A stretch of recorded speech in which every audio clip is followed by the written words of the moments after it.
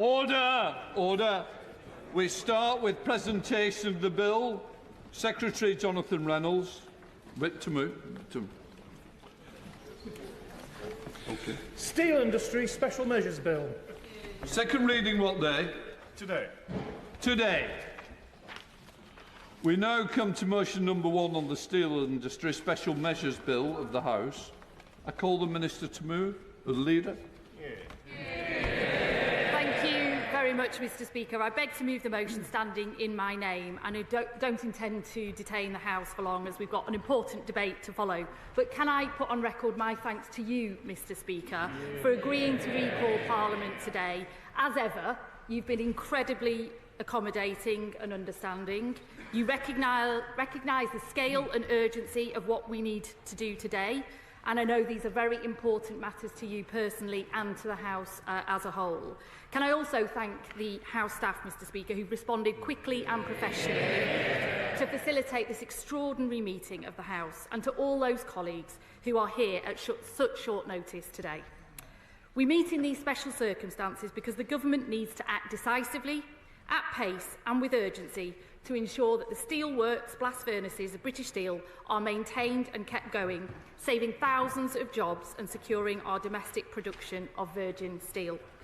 The Secretary of State will shortly set out the powers he needs to do this through the Steel Industry Special Measures Bill published online this morning.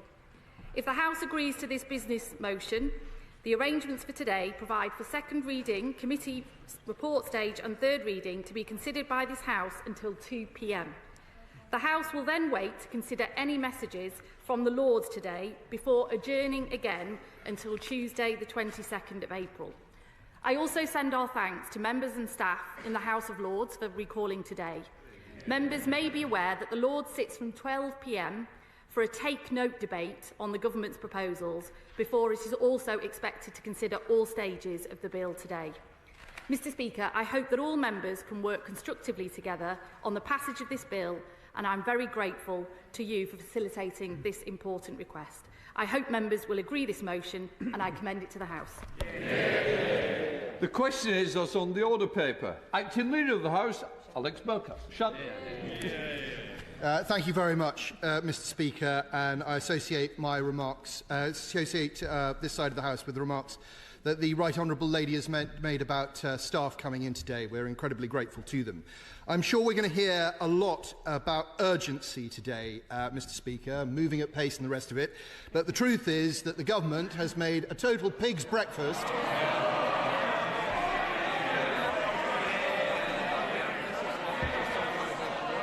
Has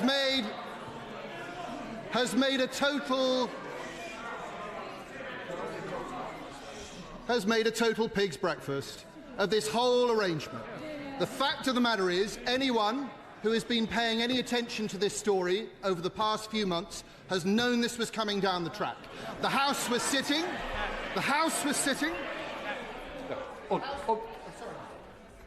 We've come back, it's Saturday. It doesn't mean it's Crackerjack Day. We're going to listen. Come on, then, let's go.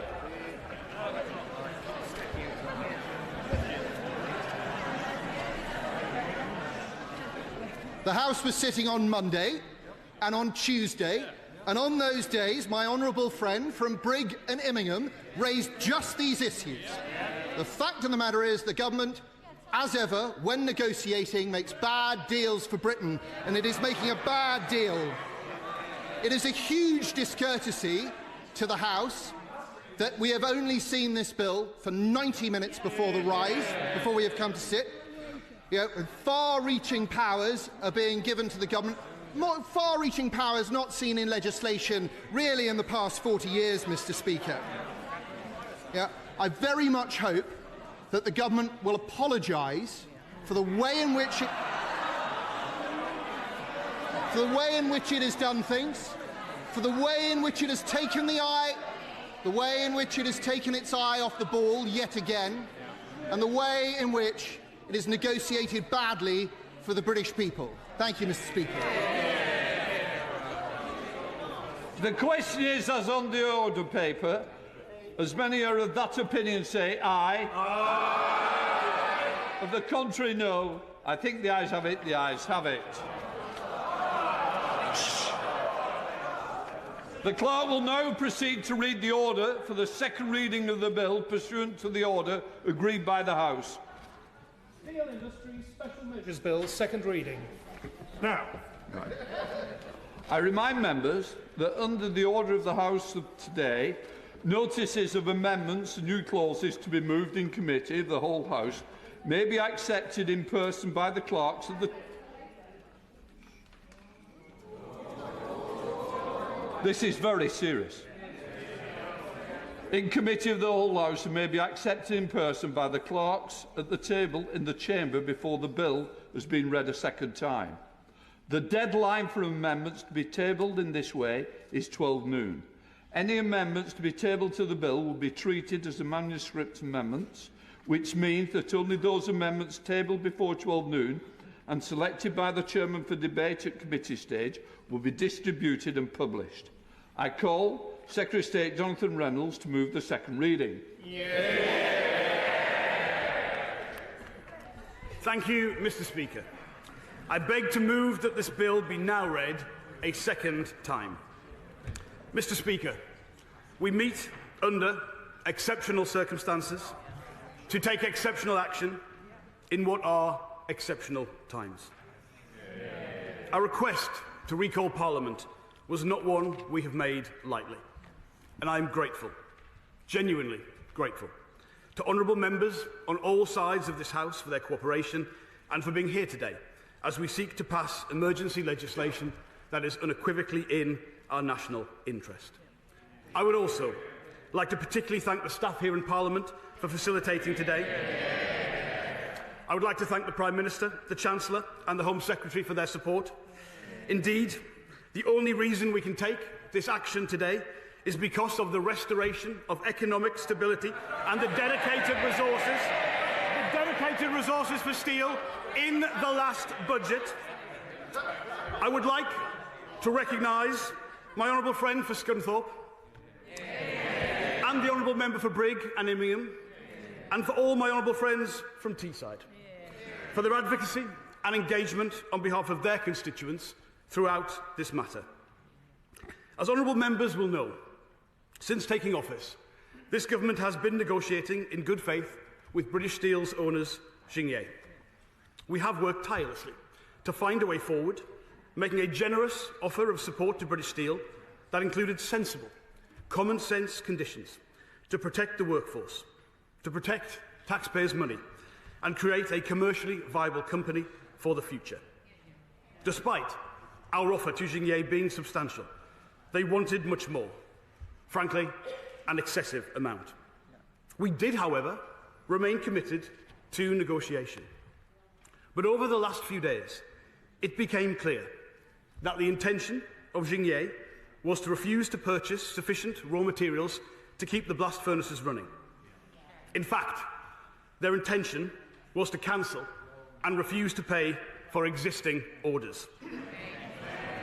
The company would therefore have irrevocably and unilaterally closed down primary steelmaking at British Steel. Now, I want to make absolutely clear that separate to any conversation about a possible deal to co-invest in new facilities, the British government offered to purchase raw materials in a way that would have ensured no losses whatsoever for Xingye in maintaining the blast furnaces for a period of time.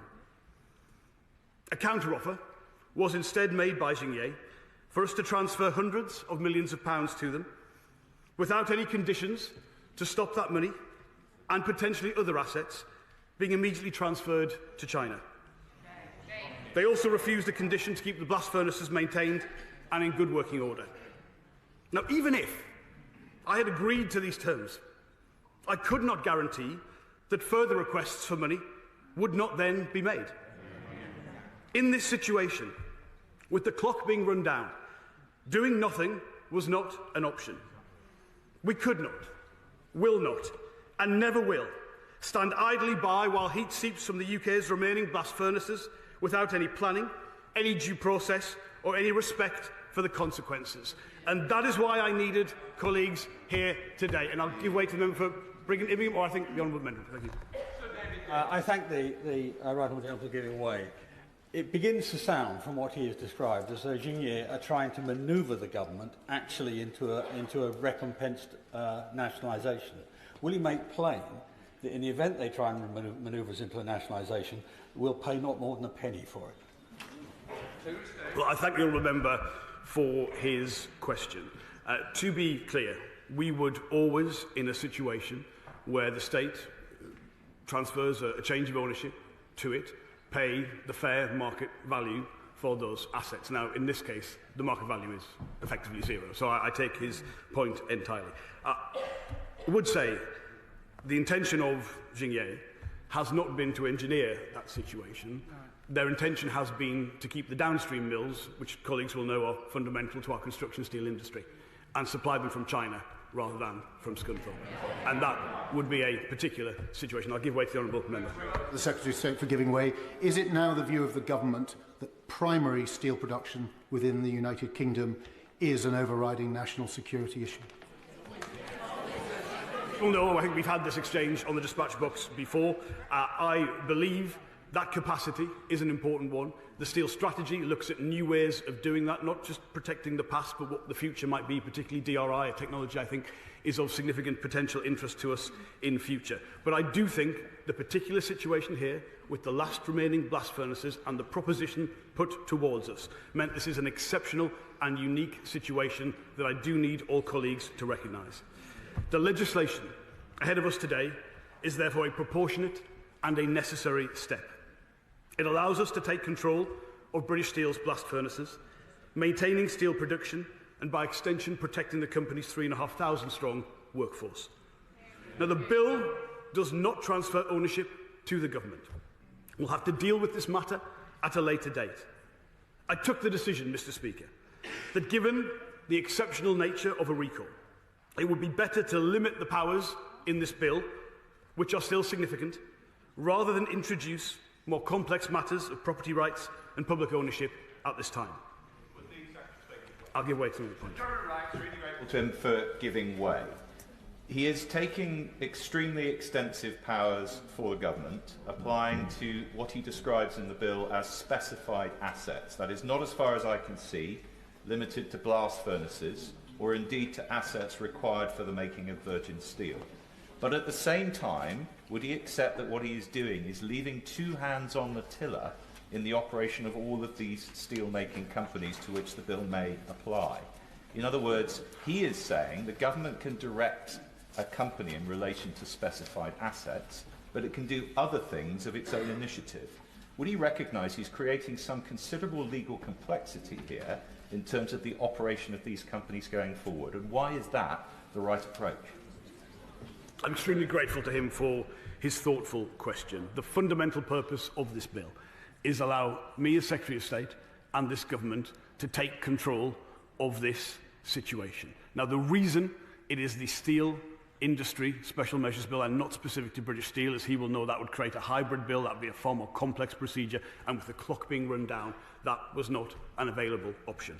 The powers in the bill broadly replicate the situation if the Civil Contingency Act had been triggered. But rather than seek to trigger that, to meet that threshold, I'm seeking parliamentary permission to do so, the consent of this House and the other place, which I think is a better way forward. I will make clear to him and to the House, I want this to be a temporary position. I do not want these powers any minute longer than is necessary. But I do need these powers to rectify and save this situation. I'll give way to the honourable member. I'm most grateful to the Secretary of State for giving way. Given that the Secretary of State has inferred that actually the owners, Jingye, are not acting and have not acted in good faith, surely the right thing to do is to seize this great opportunity now, this weekend, and nationalise British Steel.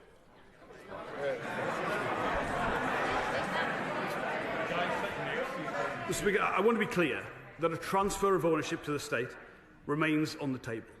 And it may well, at this stage, given the behaviour of the company, be the likely option.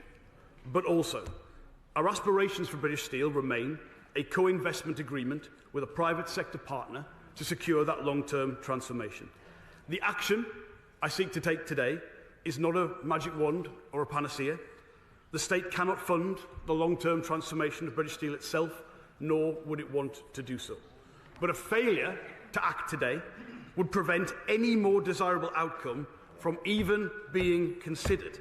And that is, again, why we must act today. I'll give way to my honourable friend.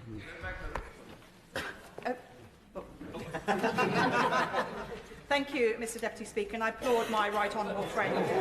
Mr Speaker. Mr Speaker, it is a Saturday, forgive me, I very rarely... Thank you, Mr Speaker, and I applaud my honourable friend for his decisive action in this matter. The bill, I've only had a chance to read it for 10 minutes, talks about compensation. That is not a criticism, Mr Speaker, it is the natural procedures of this House. It couldn't be laid, of course, until first reading. But it talks about compensation, and I hear his point made that he's not planning to take over and run this, and that's not the desirable option. But has he done some sort of impact assessment on the potential range of costs to the taxpayer in these circumstances? Be grateful to her. I think she referenced what is Clause 9 or perhaps 10 of the bill, the compensation clause. Now, again, let me be clear. This is a clause that we would put in to any bill. We are not Russia. We do not sequester assets. This language, this clause, this legal definition is something we would use in most standard procedures. But going back to the question from the honourable member opposite, the effective market value of this company is 0. So there's no inconsistency between those 2 points. I think my honourable friend was coming in, then I'll make some progress. Thank you, Mr Speaker. What is happening today is something that mining communities like Swadlincote in my constituency of South Derbyshire will be feeling deeply in their soul, because this is something they could have only have dreamt of back in the 1980s, when they wanted a government that had their backs and prioritised the national interest, and instead they had a Conservative government that sold them down the river. Yeah. So does the Secretary of State agree with me that this is a pivotal moment in our history where it's a Labour government prioritising our people and the national interest? I'm grateful for that question. This is a significant moment. This is a significant moment because how a country handles economic transitions, it's not about nostalgia for the past. You have to embrace the future, but how you help your people, your industry, your nation get to that point is key. And I come from those similar places. We have not managed these transitions particularly well in the past. And the prospect this weekend of us meeting to discuss the potential loss of thousands of jobs, this is what was on the line. The fact that we do not accept that and will do things differently, I think, is a welcome change. I'll give way to the honourable member. I'm grateful for the Minister giving way. We will scrutinise this bill today, but we want to do that in a very constructive fashion. But does he agree with me, given the huge damage that President Trump's tariffs have done to the British steel industry, accelerating this crisis, that any member of this House who actually campaigned for President Trump's election and cheered him on has behaved shamefully, unpatriotically, and should apologise to British steelworkers? Extremely grateful to the honourable member and the presence of his party here today. He'll not draw me on the other principal issue we've been dealing with at the Department of Business and Trade the last few days. But to be clear, the issues around British steel are more than the imposition of tariffs. The tariffs are not welcome. I don't think there's a justification for those tariffs to be put in place. And I do believe it is in our interests, of course, but also the US's interests, to agree a position with us that removes those tariffs to the interests of steelworkers. I'll give way to the honourable member. I'm grateful to the honourable gentleman, and I fully understand the nature of what he's bringing forward, and I also understand some of the requirement for speed in his case particularly, but we can argue about whether this should be done before. But my intervention really is, having quickly looked through the bill, I don't see a sunset clause in here. Yeah. And the reason why I ask that is not because I have to set a particular date, and the government should. It brings the government back here to debate whether they should extend that process, and puts therefore a reasonable limit on government activity without debate. So I wonder if you could explain why there is no sunset clause in this bill. Absolutely understand and welcome the question from the honourable gentleman. I make clear I don't want these powers a minute more than is necessary. I cannot say at the minute, when we drafted this bill, the time frame that they were required for, but I will endeavour and commit at the dispatch box to keep the House updated. Perhaps I may ask the Select Committee for their involvement around that in order to make clear how long we believe. And just to be absolutely specific, where we make an order in relation to control of a steel undertaking, once that control has been established and is no longer required, we can revoke those regulations as well. Mr. Speaker, I know there's huge interest. If I could just make a little more progress and then some of these matters may be dealt with. Mr. Speaker, this is what it means, as colleagues have said, to be a government unashamedly on the side of working people, and one that will not ever hesitate to take action to protect this nation's assets and this nation's economic security. Now, I understand that some have asked about precedent or referenced other troubled industrial situations. And to be clear, again, this is an exceptional situation, a unique situation. And the question for all members is whether we as a country want to continue to possess a steel industry. Do we want to make the construction steel and rail we need here in the UK, or do we want to be dependent on overseas imports? As a government, we are not passive in any way about the future of British industry. Now, give way to the SNP. State for giving way. He's made reference to unique and exceptional and energy transitions, thousands of jobs. In the Scottish context, many minds right now will be very much focused on the situation in Grangemouth, where we know that hundreds of jobs are going to be lost directly, thousands of jobs in the supply chain.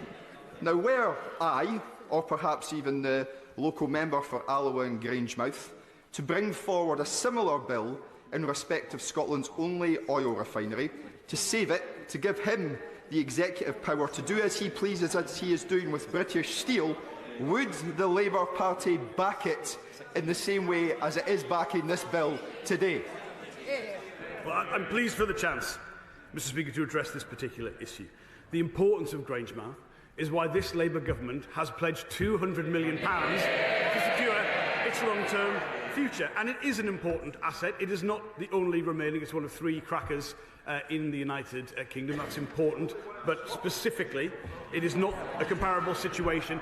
And the behaviour of the company is not comparable to the situation in this case. I also want to say to him, and indeed to all members, this is why we fought and fought and fought again to secure the future of British shipbuilding by saving all 4 of the Harland and Wolff sites in England, Scotland and all that. He will know the commercial interest was not in the Scottish yards, but we held them together precisely because of that commitment to Scotland and to the Union. It's also why, within weeks of taking office, we secured a better deal for the workers at Port Talbot. So we have repeatedly acted, and we will continue to do so no matter how hard the circumstances. I give way to the honourable member.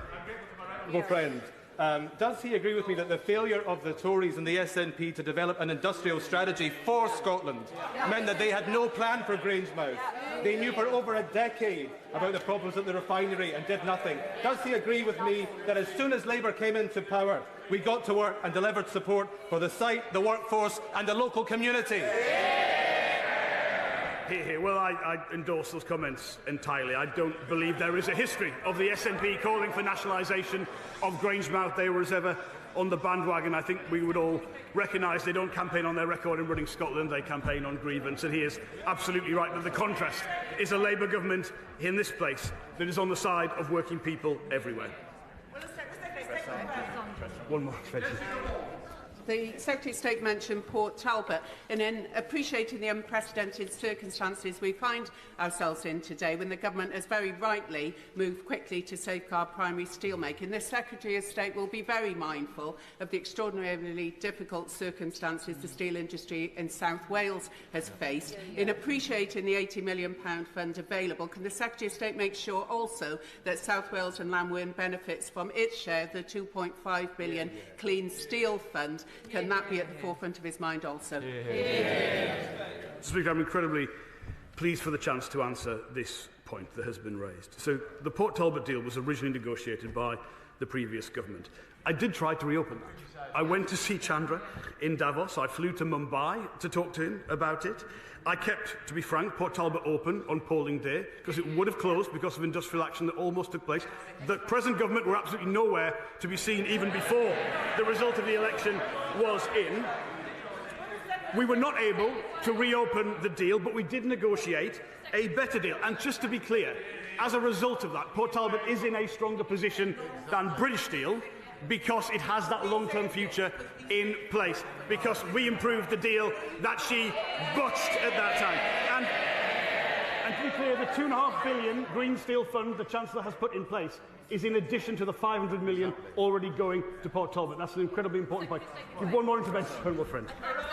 for giving way, and I thank him for acting in the national interest, which is completely the opposite when the member for Clacton said he was against intervening to save British Steel 2 years ago.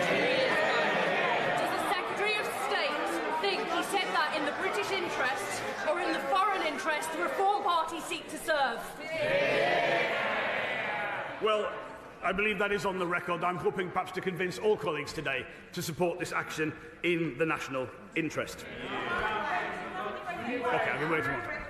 When the blast furnaces in Port Talbot closed down in September last year, his government could have taken exactly the same legislative action as they are choosing to do today. We will be endeavouring to amend this bill to include England and Wales, because there is still the opportunity here for his government to make a real difference to the community of Port Talbot and the 2,800 jobs that have been lost there. No one to embarrass the honourable member, but the blast furnaces have already closed at Port Talbot. They are not available to be saved. That situation has moved on. And indeed, let me stress again, Port Talbot is in a stronger position because it has that long-term future in place and additional investments potentially there through that Green Steel Fund. But, Mr. Speaker, I think I must progress. I can see your indication to do so. Mr. Speaker, I'll give one more intervention to him. I thank my honourable friend for giving way and the considered way he's looking after the national interest. The steel unions, the GMB, Community and Unite, they'd like clarification that any board set up, that they will have steel workers at the heart who have kept this going through thick and thin.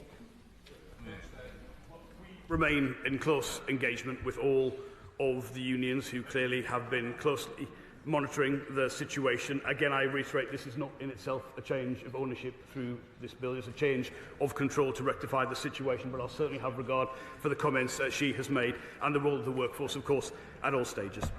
Mr. Speaker, when it comes to steel, we will never accept the argument that steelmaking is a sunset industry. Steel is vital to every bit of the modern economy.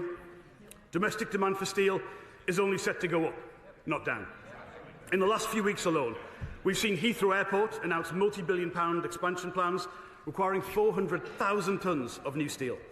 We've seen Universal Studios confirm they'll be building Europe's biggest theme park, and where possible, they'll use UK-made steel to do it.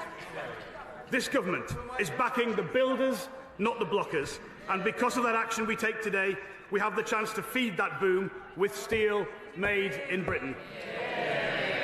Mr. Speaker, the legislation we're setting out today will also help end the uncertainty that has been hanging over British Steel's Scunthorpe site for too long. And I welcome the opposition's support today for this recall. But this issue should have been resolved years ago. I also believe they may now view it as a mistake to have given this essential national asset to this company. But I have to address, and I do this as a matter of genuine regret, the statement I saw made by the Leader of the Opposition yesterday. Because she claimed that, while she did my job, she negotiated a modernisation plan with British Steel to build an electric arc furnace at Teesside, followed by one at Scunthorpe. Mr. Speaker, I wish to make unequivocally clear to the House the new government inherited no such deal. We could not renege on that deal because it did not exist. On day one, I was told there had been a lack of progress on this matter to date. So if such a deal was negotiated, somehow in secret, I would ask the Leader of the Opposition to say how much money she agreed to give Xingye for this deal, what were the conditions placed upon it, and to state the obvious, building 2 electric arc furnaces in 2 different locations would be more expensive than building one in one location. And given Xingye's request to build 2 furnaces in Scunthorpe was for £1.2 billion in taxpayer support, what... Point of order. Come in, Ben. Mr. Speaker, I would like advice on how to counter the points which the Secretary of State is making, given that they are factually incorrect, and they're factually incorrect and a complete misrepresentation of the situation that he inherited. It's just been clarified by her good self. I can say I can't make the Secretary of State give way when you want to come to dispatch spots. but I'm sure if he notes it again, he may wish to. Secretary. Speaker, this is an excellent chance to clarify this, because if the Leader of the Opposition agreed a deal with Xingye to cause massive job losses in Scunthorpe, transfer the jobs to a completely different place at higher cost than the request the company made to us, I think she should be able to tell us, and I'm more than happy for her to give Mr. Speaker, Labour cannot negotiate. We were negotiating a modernisation deal that would have had limited job losses, just like we had in Port Talbot. They inherited a functioning commercial deal in Port Talbot. The same was going to happen with British Steel had we not had a snap election. What he is doing now, Mr. Speaker, is the union-pushed deal. They brought that deal to me, Mr. Speaker. I said no, he said yes. Mr. Speaker, this is genuinely revelatory. I say again, if Xingye's request was for £1.2 billion to build at lesser cost in one place, what was the sum of money agreed by the Leader of the Opposition when she was Business Secretary to build in two places? Give it, because it certainly wasn't in the accounts at the Chancellor. I will give that. How much money was agreed to Xingye to close the jobs in Scunthorpe? Mr. Speaker. When you are negotiating, you do not have... They're cheering and laughing because they love this. They think that the public taking on billions of pounds of liabilities is fantastic. We had not finished the negotiation, so there was no amount. But it would have succeeded better than the terrible plan that he's got now.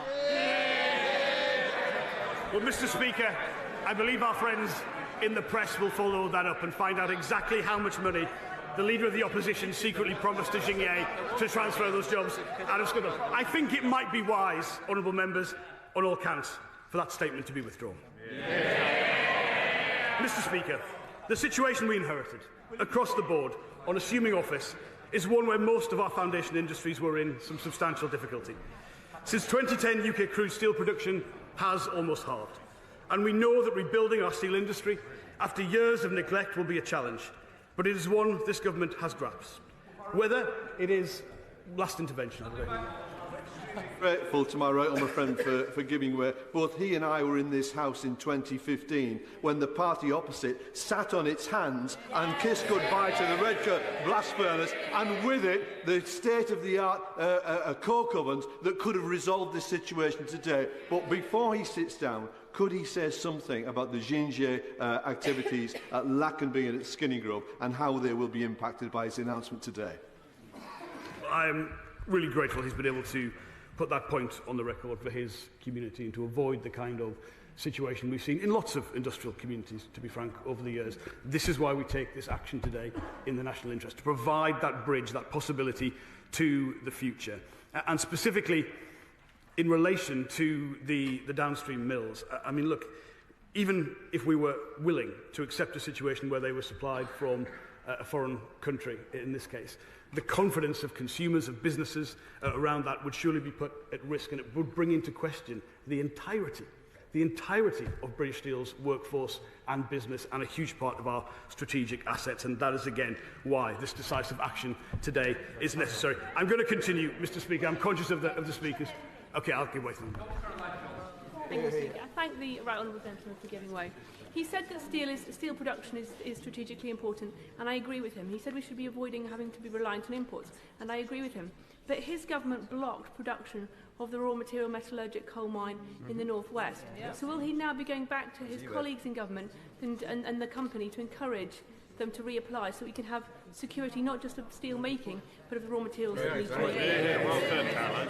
She'll know the company themselves brought into question whether that coal was the right grade for blast furnace supplies. And I remember the debate, several debates in this place about that. I should also make clear, and I think honourable members understand this, we're talking about two blast furnaces that date from the 1930s and the 1950s. We've got to be looking to the future as well, to new technology, to new investments, and that is crucially why having the dedicated resources this government has put in to steel is why we've got the chance to look with optimism to the future. Our steel industry in the UK is an outlier in the sense it is a much smaller proportion of our overall economy than you find in any comparable major economy. So, of course, there is potential there, but we should look to the future, and I'd be more than willing to work with her as a local MP to do so. Mr. Speaker, one last time, then I will. Secretary of State for giving way. Will he, once he's got the powers in this bill, I really would urge him to use them decisively and swiftly, but then we need to look to the future, as he said. Once we've secured Scunthorpe's future, we need to discuss what happens next, and that's clean energy and investing in that global clean energy, which the UK really could succeed. But will he agree with me that the people of Scunthorpe have upheld their end of the bargain for decades, and now it's time that we in this House make sure that we honour our end too? I think honourable members put that extremely well, if I may say. The people who have held the backbone of construction steel in the UK for decades deserve better treatment than they would have had if Parliament was not recalled today to take this action, and I believe we should all bear that in mind. Mr. Speaker, whether it is at Port Talbot, whether it is via our upcoming steel strategy, whether it's via our work to improve public procurement, or in the introduction of our industrial strategy to tackle the most thorny issues of industrial competitiveness. Where others have shied away, this government has stepped up. Let me conclude by saying, Mr. Speaker, steel is fundamental to Britain's industrial strength, to our security, and to our identity as a primary global power. Today's legislation will help ensure that we can retain that steel-making capability here in the UK, both now and for years to come. For British workers' security, for British industry's future, and without hesitation in our national interest, and for the workers of British Steel, and for their families, this action today is essential, and I commend this bill to the House. The question is the bill will now be read a second time. Shows Secretary of State Andrew Griffiths. Thank you. Thank you, Mr. Speaker, and I thank the Secretary of State for taking the time to brief me last night ahead of today's sittings and for sight of today's statement. Mr. Speaker, to fail to prepare is to prepare to fail. What a way to proceed. Only the sixth occasion since the end of the Second World War, recalling Parliament to debate a bill published only 90 minutes ago. This would be conduct unbecoming of a parish council. Our country, our economy, this Parliament all deserve better. And it's why the amendment in my name at least puts a sunset on today's bill, and I hope the government will accept that. Mr. Speaker, today is not a failure by the steel workers of Scunthorpe and elsewhere, their families or the community. They've toiled for generations to ensure we have the primary steel we need for our structures, our safety and our security. This is a failure on the government's watch. Let's be crystal clear what today means. We are entering a tunnel with only one exit. This is a botched nationalisation plan, revealing the government has no plan. In government, we acted to secure Port Talbot and were negotiating a plan, including British Steel's preferred option of an electric arc furnace in Teesside. That would have limited job losses and kept Scunthorpe running in transition. Once again, when Labour negotiates, Britain loses. The Chagos Islands, US tariffs, the train drivers, and now this latest crisis. Mr. Speaker, a bad toolmaker blames his tools. But this time, they've only themselves to blame. I'll give way. I think the Shadow Minister... Right. Sorry, Matt Weston. Thank you, Mr. Speaker, and I thank the honourable gentleman for giving way. But doesn't he not accept that in the years between 2010 and 2023, steel production in this country fell by 50%, 42–50%. Does that not actually underline the lack of strategy under the last government? Mr. Speaker, I'll talk about the difficulties facing steel around the world. But let's just be clear. Let's just be clear, Mr. Speaker. let's be clear what is happening today. And, Mr. Speaker, the British people must not have lost their winter fuel allowance and their disability benefits in order that China can walk away from its liabilities, leaving British taxpayers picking up the bills. Mr. Speaker, steel needs energy, and energy needs steel. No one denies that steelmaking has been difficult for some time, but Scunthorpe is the victim of a dishonesty that pretends it is better for the environment to ship coke halfway around the planet than from down the road, and an energy policy that has driven costs higher than any competing nation. No one is more responsible for this than the Energy Secretary and the Prime Minister who appointed him. Millions of other businesses. I'll give way. I'm grateful to my right honourable friend.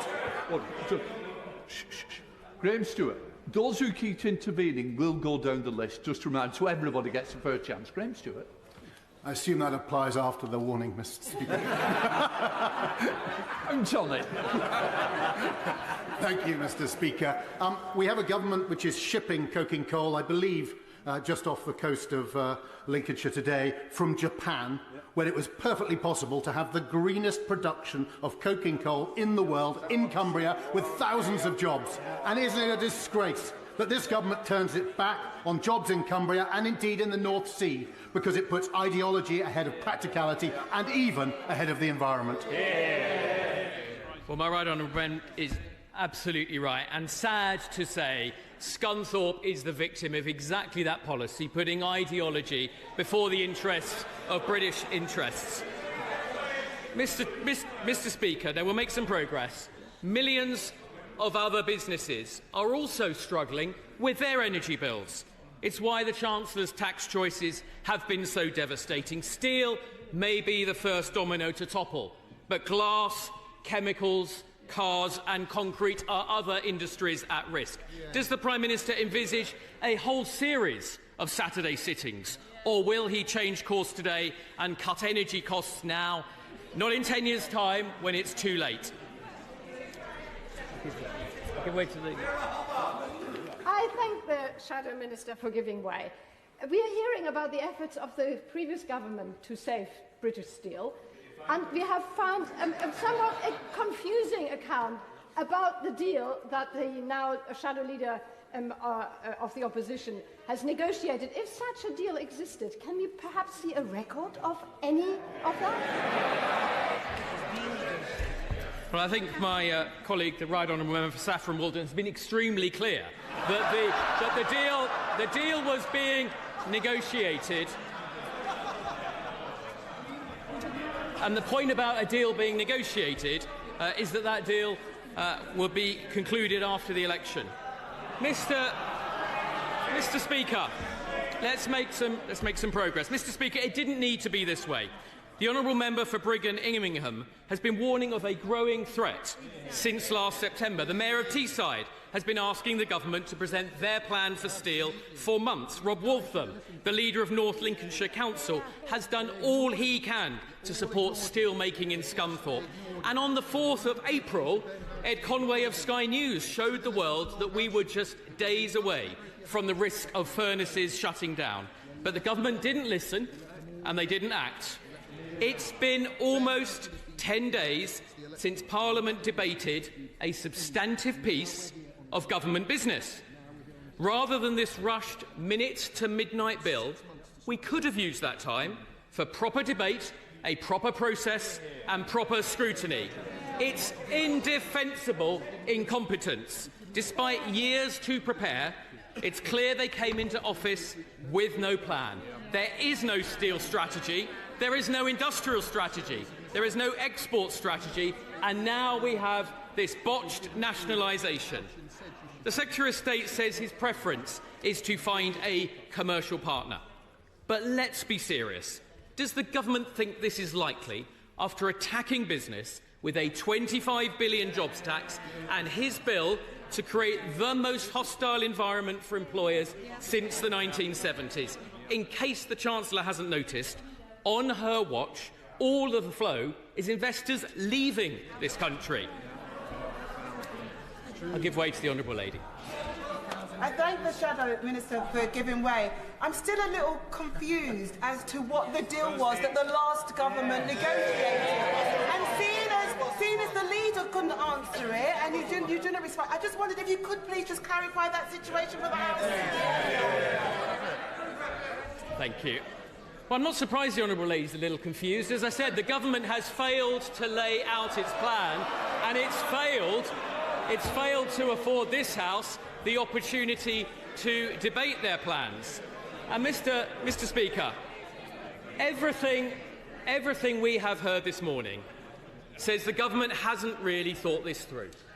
Steel making is complex, intense, it's highly operational. Iron ore has to reach thousands of degrees to become molten iron. It's a dangerous process, and there is a serious risk to health. Yet in Birmingham, Labour struggled to collect the bins. From midnight, sit down. From midnight, the Chancellor will be standing behind the payroll, settling every bill with every supplier, even if they're in arrears. If these decisions no longer sit with the plant owner, where does the buck stop? Old Admiralty Building? The Treasury? Number 10. And how can other steel providers have any confidence in the impartiality of the government's steel strategy if the umpire is now on the pitch? What assessment has the government made of the impact of this bill on public finances? There is no impact assessment. The government's been talking to British Steel for 9 months. They've put at least 500 million of taxpayers' money on the table. Surely by now, he and his officials have a comprehensive understanding of the costs of the actions he is asking us to vote on. What disrespect to this House for the government to come along today to recall Parliament after 9 months in which they failed to land a deal and ask us for a blank cheque. This is no way to run a corner shop, let alone the country. Has anyone in government asked the ONS? If they sit down, they might learn something. Has anyone in government... You'll sit down, actually. Can I just say, the member, it's his choice whether he gives way. Don't keep hanging around. I'm doing that. Well, perhaps they'd like... I'll take an intervention if they want to answer this question, which is, has anyone in government asked the ONS whether, as a result of the powers that are being taken in this bill, British Steel will from today be classified as publicly owned, whether it's been formally nationalised or not? No answers. Mr. Speaker, the market knows. The market knows. It's a bit slow.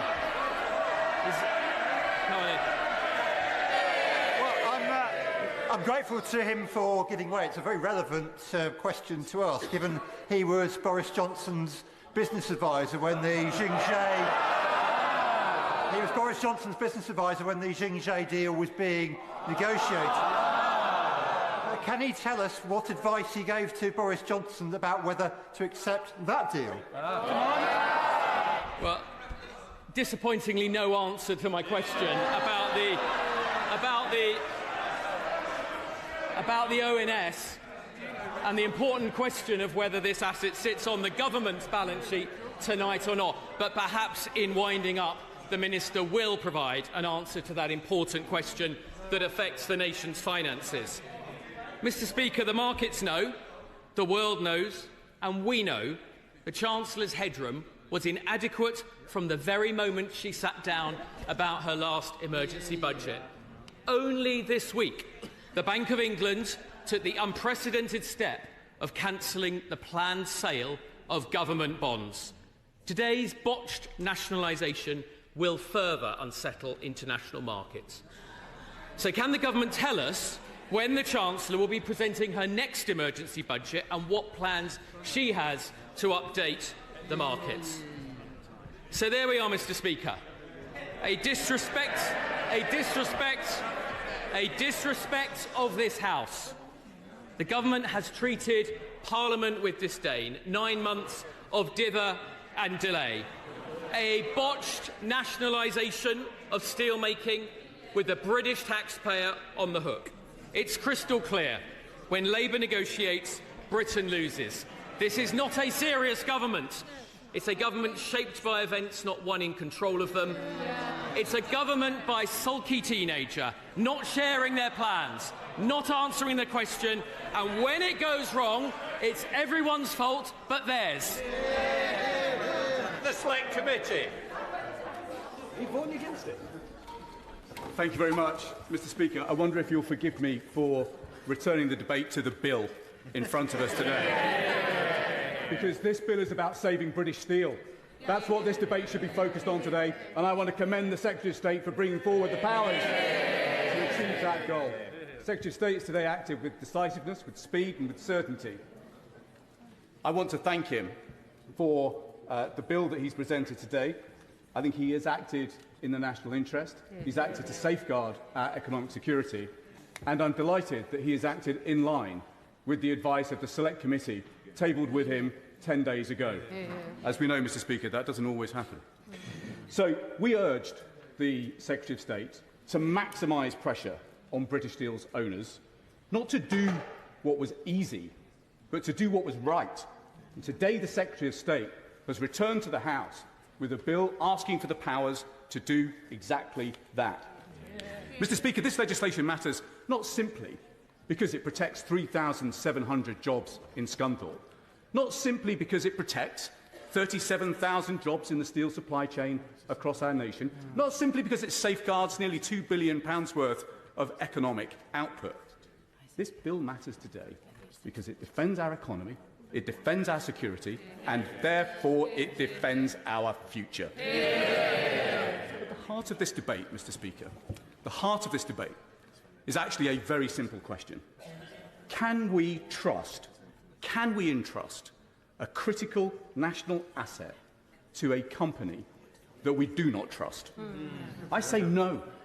We cannot, we must not, and we dare not. We are presented with a very simple challenge. In British Steel's owners, we have a company in possession of an asset that we need, yet it is a partner that we do not trust. In a world where threats to our economic security multiply each day, we cannot allow that risk to fester at the heart of our industrial core. I give way. Very much. I thank the honourable member for giving way, and I wonder if he would agree with me that there is a wider issue at stake with all of our energy security and national security. We've seen what could go wrong with a company that we do not trust, which is Chinese, and we see the Chinese influence in other vital sectors, particularly our energy industry, increasing. Should this not underline our concern and act as a warning that we do not want the Chinese to have control of our energy supply? To answer in this House a very basic question, which is, if we cannot trust a company, can we entrust a capability that we need to it when it is so vital to our strength? It's one of the reasons that our committee has set up a new subcommittee on economic security. We will be reporting back to the House on the state of economic security in our country before the summer recess, and I look forward to her comments on that report. But the general point, Mr. Speaker, that I want to land is this. What we value most cannot be entrusted to those we distrust most. The timing of this bill today is critical. We live in an age of intensifying insecurity. President Putin's violence is unabated. China's military build-up is unabated. And now President Trump threatens to upend the free trading system. In such a world, to surrender our ability to make primary steel would not be a misfortune, it would be negligence. I give way to my honourable friend. Thank you. I thank the honourable member for giving way, and he will know on the committee we've spoken to defence companies about how necessary it is to not rely on imports at a time like this. So does he agree with me that national resilience and defence rely on an industrial security? Honourable friend is absolutely right. And what we need to remember in this debate today is that 95% of our rail infrastructure is made by British Steel. British Steel supplies 3/4 of every major construction project in this country. We're about to invest, thanks to the Chancellor, £10 billion in the rearmament of this country. Much of what we need to put in place in the future will be made by British Steel. How can we afford to let British Steel go out of business today? How can we vote against the bill which is on the table in front of us today? British Steel is not simply a pillar of British industry, it is a cornerstone of our economic security. I give way to the honourable member. To the right honourable gentleman for giving way. Would he agree with me that this argument, as a card-carrying advocate of industrial strategy, it applies also to some of our key other high-growth sectors? In fusion, in quantum, in space, we have got to accept that the days of easy globalisation are over and be a bit more strategic about how we support our emerging industries. Mr. Speaker, you know that I could answer that question all day, and you will rule me out of order, and I'm going to confine my remarks to the bill that is on the table in front of us. But I agree with the honourable gentleman. He is absolutely right, and that is why we have got to work harder across this House to build a consensus about the big calls that we need to get right for our future. Right now, British Steel, I will in a moment, British Steel faces significant headwinds. Not just Chinese steelmakers flooding the market, but the new 25% tariff that we have from the United States. And we've got to now rise to the challenge of decarbonisation. And yet, in this House, we have got to keep our eyes on the prize ahead of us. The Chancellor has just committed £100 billion worth of capital investment. We are building affordable homes at a pace not seen in decades. We are investing £10 billion in defence. There is a market to seize, but only if we have the means to supply it. British Steel cannot profit from Britain's future if Chinese firms are allowed to kill it today. Give way to the honourable member. I thank the member for giving way, and I agree with him that we need a steel industry in Britain, and I agree with him that we need to invest in it. Does he not think that today we could be going a bit further and instead of this temporary measure actually taking the whole steel industry into public ownership so it can be what it has always been, the bedrock of manufacturing industry in Britain, and give us security for the future, free from market forces? Well, the right honourable gentleman may well be right, but this is the second key point that I wanted to just land, Mr. Speaker, because the truth is, Jingyi is a mess. The reality is this company has failed to publish accounts since 2021. 2 auditors have resigned. One cited material concerns about its ability to remain a going concern. Inventories can't be verified. Cash flow statements are missing. The company is not acting in good faith, and that is why the Secretary of State is right to take the powers that he's asking for today.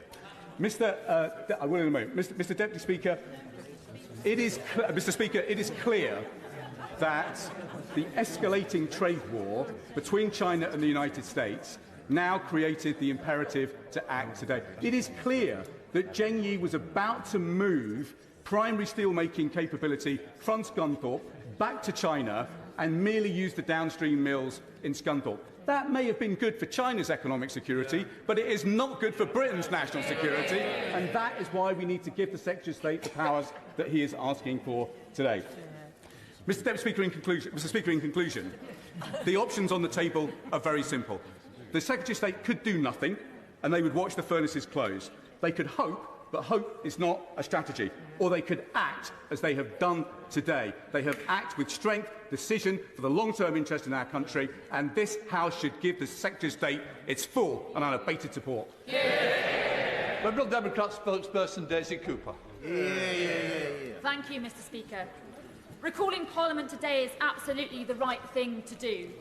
But to be frank, it is extraordinary that we find ourselves in a situation where our sovereign steel industry is in such peril as a result of the Conservatives' failings, and where the Labour government is now trying to give itself unprecedented powers. Thinking back, it is quite astounding that even after British Steel was sold for £1, even after British Steel entered insolvency, even after the government's insolvency service temporarily ran the firm, the Conservatives pressed ahead to erect more trade barriers through their botched Brexit deal. They scrapped the Industrial Strategy Council and allowed the sale of the steel plant to a Chinese firm, which now, according to ministers, is refusing to negotiate in good faith to at least keep the plant going. The Conservatives were asleep at the wheel. They failed to tackle energy costs, they failed to tackle business rates, and now Trump's tariffs and his contagious protectionism is now the straw that has broken the camel's back. I will. Good on Lib Dems, thank you. Would the Honourable Lady also agree with me in 2015 they were in government when the steelworks in Redcar closed and thousands of people lost jobs? As he will know, the three things that I just outlined, British Steel being sold for £1, entering insolvency, and the government's insolvency service being temporarily running the firm, all happened in 2019. Mr. Speaker, with Putin's barbaric war in Europe and Donald Trump's disastrous tariffs causing economic turmoil around the world, we must secure the future of steel production here at home.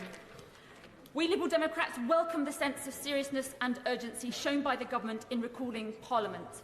We must work together to rescue our steel sector and the tens of thousands of jobs that rely on it, directly and indirectly. But under the terms of this bill, the Secretary of State is giving himself huge and unconstrained powers which could set a very dangerous precedent. I urge the Secretary of State, in the strongest possible terms, to make a simple commitment today that the powers that he is giving himself will be repealed as soon as possible, within 6 months at the latest, and if they are still required after that, whether he will come back to this House to ask for another vote if he wants to extend them. Well, the Honourable Member for giving way, and as I've tried to articulate in my opening speech and second reading, I understand the gravity of it. I think also that puts some context to the demands for further powers to be included in this bill. I think the limitation, wide as they are, is the right measure, but I'll give her that absolute assurance and I'll seek to do exactly that. I'm incredibly grateful to the Minister, for Secretary of State, for giving that assurance. And it is important for the very reasons that I will outline in terms of what the powers actually do. Clause 3.4a gives the Secretary of State the power to break into anywhere to seize assets. Clause 3.4c gives the Secretary of State the power to take whatever steps that he considers appropriate, not what a court or a reasonable person might consider to be appropriate, but what the Secretary of State considers to be appropriate to seize or secure the assets. Under the section on offences, Clause 4.3 makes it a crime for anyone not to follow the instructions of the Secretary of State or to refuse to assist the Secretary of State in taking those steps without a reasonable excuse. But a reasonable excuse is not defined in this bill, no examples are given, and quite frankly, it is very hard to work out what defence of a reasonable excuse might be accepted, given that under 3.4c, it is whatever the Secretary of State himself considers to be okay. In the section on indemnities, Mr. Speaker, Clause 6.1 appears to give the Secretary of State and potentially any other person who is with him, a police officer, a civil servant, border force, immunity from prosecution for using any of these wide-ranging powers. These powers are unprecedented and they are unconstrained, and I am grateful to the Secretary of State for saying that is precisely why he will intend to repeal these powers as soon as possible. Mr. Speaker, more broadly, the government must now also bring forward plans to guarantee the future of this vital sector. We know the steel industry is surrounded by crippling uncertainty, and after decades of underinvestment and a shocking indifference to our sovereign economic security, the previous Conservative government has left our sovereign national capacity on steel diminished and endangered. Yet there is no chance that the UK demand for steel will disappear. How absurd, how irresponsible is this, that we have a sustainable and enduring long-term market for British steel, but that our supply could keel over in a matter of days because of the failures of that failed party.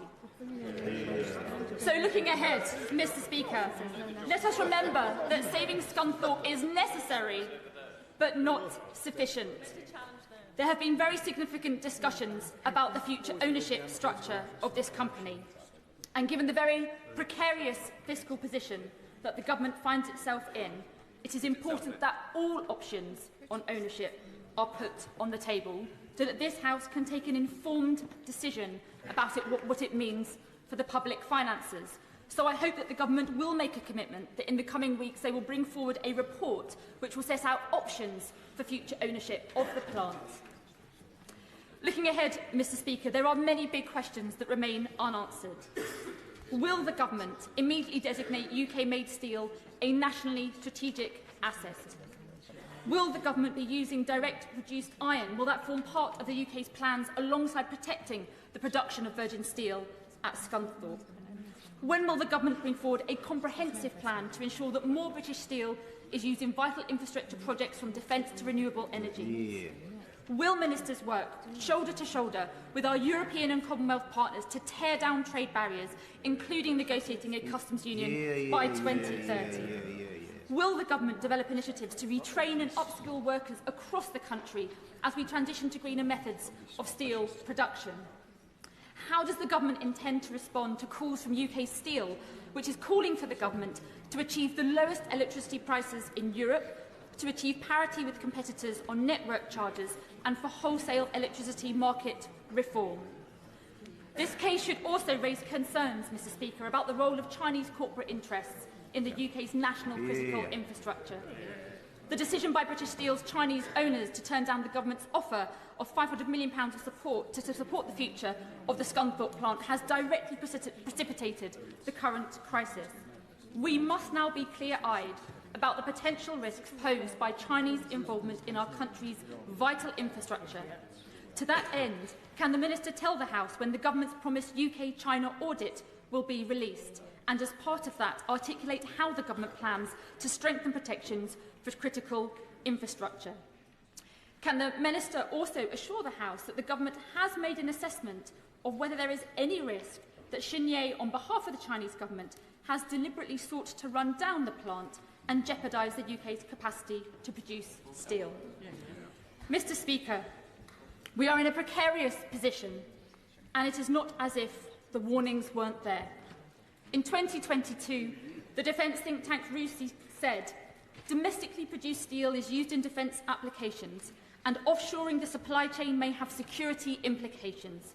For example, in a scenario where multiple allied countries rearm simultaneously at a time of global supply disruption, such as during a major geopolitical confrontation. The fact that Xinye has now closed down the supply of raw materials is further evidence that it should never have been sold to them in the first place. And quite frankly, Mr Speaker, the fact that it is some Conservative MPs calling for a nationalisation really shows just how through the looking glass we really are. It is abundantly clear, isn't it, that as far as the Conservatives are concerned, on national security, they cut troop numbers by 10,000. On food security, they undermined our farmers with unforgivably bad trade deals. And on economic security, they have left our country with almost no sovereign steel capacity. The Conservatives left our island nation's security severely vulnerable, like flotsam in the sea, left passively bobbing up and down, or being bashed around by the tidal pools of international events. That's not correct. And as for the honourable members of the private limited company, Reform Limited, well, I think they have a bit of cheek to claim to support UK steelworkers whilst cheering on their pal President Trump, whose punishing trade war is putting those steelworkers' jobs at risk. Perhaps the company's directors who sit on these benches may want to come clean about whose side they are really Mr. Speaker, time and again, we have seen the failures of an ad hoc piecemeal approach to industry across all of our sectors, from the failure of our water companies to the shocking state of our national housing and the dismal situation facing our health service too. For too long, there has been no stability for these industries, which are constantly fixed on a short-term basis, only to the point where they are practically held together by bits of string and tape and the dedicated workers who still remain. We Liberal Democrats stand ready to help constructively bring about an outcome that delivers real change. That's a problem. Diane Abbott. Mr. Speaker, some of us today have been surprised to hear the opposition talk about a failure to prepare. The workers of Scunthorpe might say the opposition had 14 years to prepare and failed.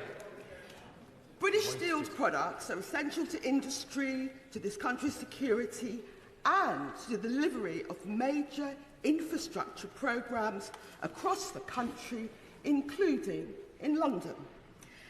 British Steel supplies Transport for London with the power rail London uses on the transport network, which is not currently manufactured anywhere else in the country.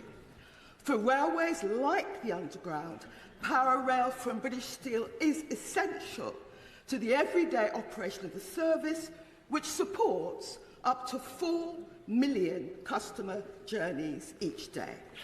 The closure of British Steel would have a very serious adverse effect on Transport for London services, as it would have a serious effect on projects up and down this country. So, above all, Transport for London believe in the importance of a UK-based supply chain for steel. Finally, everyone in this House understands that this bill is not about bringing steel into public ownership, whatever the opposition asserts. But some of us hope that moving on to nationalisation will not be ruled out. All of us on this side of the House believe in what works. But when it comes to privatisation, it certainly does not always work. The water industry comes to mind. Since privatisation, not a single reservoir has been built. Instead, billions have been poured into the pockets of shareholders. Now our waterways and rivers are floating with raw sewage, and it is the consumer that will have to pay exorbitant charges going forward for investment that should have been made all along. So this House supports the government in moving to save British Steel and to save the jobs of thousands and thousands of workers. And this House supports the government in moving so quickly and with such certainty to protect this country's interests, to protect its interests in relation to security, and also to work to save the community in Scunthorpe. Because one of the issues about deindustrialisation is the long-term effect on many communities up and down the country. So we all support what the government is doing. Edward Lee. I've just come off the phone talking to Tom Smith, the convener, trade union convener at the blast furnaces, on behalf of my many constituents who work in Scunthorpe next door. And my primary concern today is with the nearly 3,000 people who work in this plant. Let's be clear, we have been making the best quality steel in the world for 135 years in Lincolnshire, and we intend to go on doing it. We are not going to allow cheap, inferior Chinese steel to kill off our industry. The workers of Scunthorpe are breathing a sigh of relief. Now, we can be party political. I have to say, I thought the Chair of the Business Committee made an excellent speech just now. He was positive. He talked in strategic terms. I don't know what the Liberal Democrat spokesman achieved by constantly attacking the Conservative Party in what is a very complex issue. Of course, we can be criticised because we sold this company to Jingay. Yes, I agree. But how many voices over there were speaking up at the time? And were they speaking up when Greg Clark, our business secretary, paid the wages of the Scunthorpe steel workers for many months? Were they speaking up when we saved Sheffield Forge Masters? This is a highly complex issue, and we should be working together. So I support this bill. Now, I know that we can be critical of the government. Perhaps we should have acted sooner. And my honourable friend has been raising this point. I was sitting beside him when he raised it at the end of March, and he called for nationalisation of this industry. But we've now got to work together to save our steel-making capacity. But this is a bit of a sticking plaster, we know that. It's quite dangerous. Quite extensive powers have been taken by government. There has to be a sunset clause. We are given unprecedented powers to government. We can criticise them for not acting sooner. But this is just a sticking plaster on a gaping wound. Let's be honest. Steel making in this country is under extreme stress. And why is that? Why are we loading the most expensive energy costs on our own steel production? Why are we paying, why is Scunthorpe paying almost twice as much in energy costs as in South Korea or in America? High energy prices make UK steel expensive to produce and uncompetitive versus our European counterparts. The average price paid by UK steelmakers for 24-25 was £66 a megawatt hour, compared with the German price of 50 and the French price of 43. We are making our own steel industry uncompetitive. We have to stop these green energy costs. We have to be realistic. I see that the Secretary of State for Net Zero has now left. But get real. You know, we can take it into public ownership now, but if we go on loading these costs in our industry, we will be coming back month after month, year after year. So, we will support this bill. We want a sunset clause. But we have to get real about China too. Was it not obvious for weeks, indeed for months, that this company, this so-called private company, there is no such thing as a private company in China. They're all under the cosh of the government, under an autocratic regime. What do they care about the steel workers in Scunthorpe? What do they care about our national interest? So never again, colleagues, must we allow a strategic industry like this to fall into the hands of the Chinese, the Russians, or anybody else. I'm going to give way. I'm going to finish in a moment. I've made my point. So, just try and... Oh, I'll give way to the Honourable Lady. Go on. I am extremely grateful to the Honourable Gentleman for giving way. I would just like to ask him to clarify whether he was aware that the Chinese company that is now in possession of British Steel was actually sold it by a Conservative government of which he was a part. Well, of course I'm aware, because I've just said it. I've just admitted that it was a mistake, but I've asked everybody here, what were they saying at the time? Of course, silence. Silence! It's easy to be wise after the event, but I'm worried about my steel workers. I'm worried about their future. I'm not worried. Of course, our former leader, yes. I just want to make sure, he puts the record straight. Some of us on this side warned the government then it was the wrong act. Well done. Very well. Some of us apparently warned the government. I don't know how many, but we now know what is the true nature of our Chinese friends. So, we support the bill. Let's make our steel industry really competitive again. Let's make Great Britain great again. Can I just appeal to everybody? There's a lot who want to speak. There's going to be some disappointment. Those who actually are going to be affected, I think, should be allowed. But let's see how we can go for time. We need to be brief to get more members in. Let's have a good example. Melanie on. Thank you very much, Mr. Speaker. And I'm delighted to follow the honourable member for Gainsborough, who I think, with his Damascene conversion to socialism today, could be termed the new Red Ed. I welcome the decisive action from the government today, bringing security for workers at Scunthorpe, grasping the nettle after the can has been kicked down the road for far too long. British Steel at Scunthorpe is not just of interest to that town, but emanates across northern Lincolnshire to my constituents of Great Grimsby and Cleethorpes, whether directly or indirectly. The employment and training opportunities that come from that single site are so important to our local economy. And the product, of course, is nationally important. And if I think about the businesses operating across the Humber and northern Lincolnshire, the industries that are relevant to securing the future of steel seem strong. From the Siemens factory in Gould to the boatyards of Hull and offshore turbines off the Cleethorpes coast, the products that Scunthorpe could have a role in producing are plain for us all to see. And those are the next steps the government must turn its attention to, because the measures today are not without risk. And unless we set a course for steel in the UK that closely aligns with our industrial strategy, this will only be another sticking plaster for a site that has already been put through the ringer too many times over the years.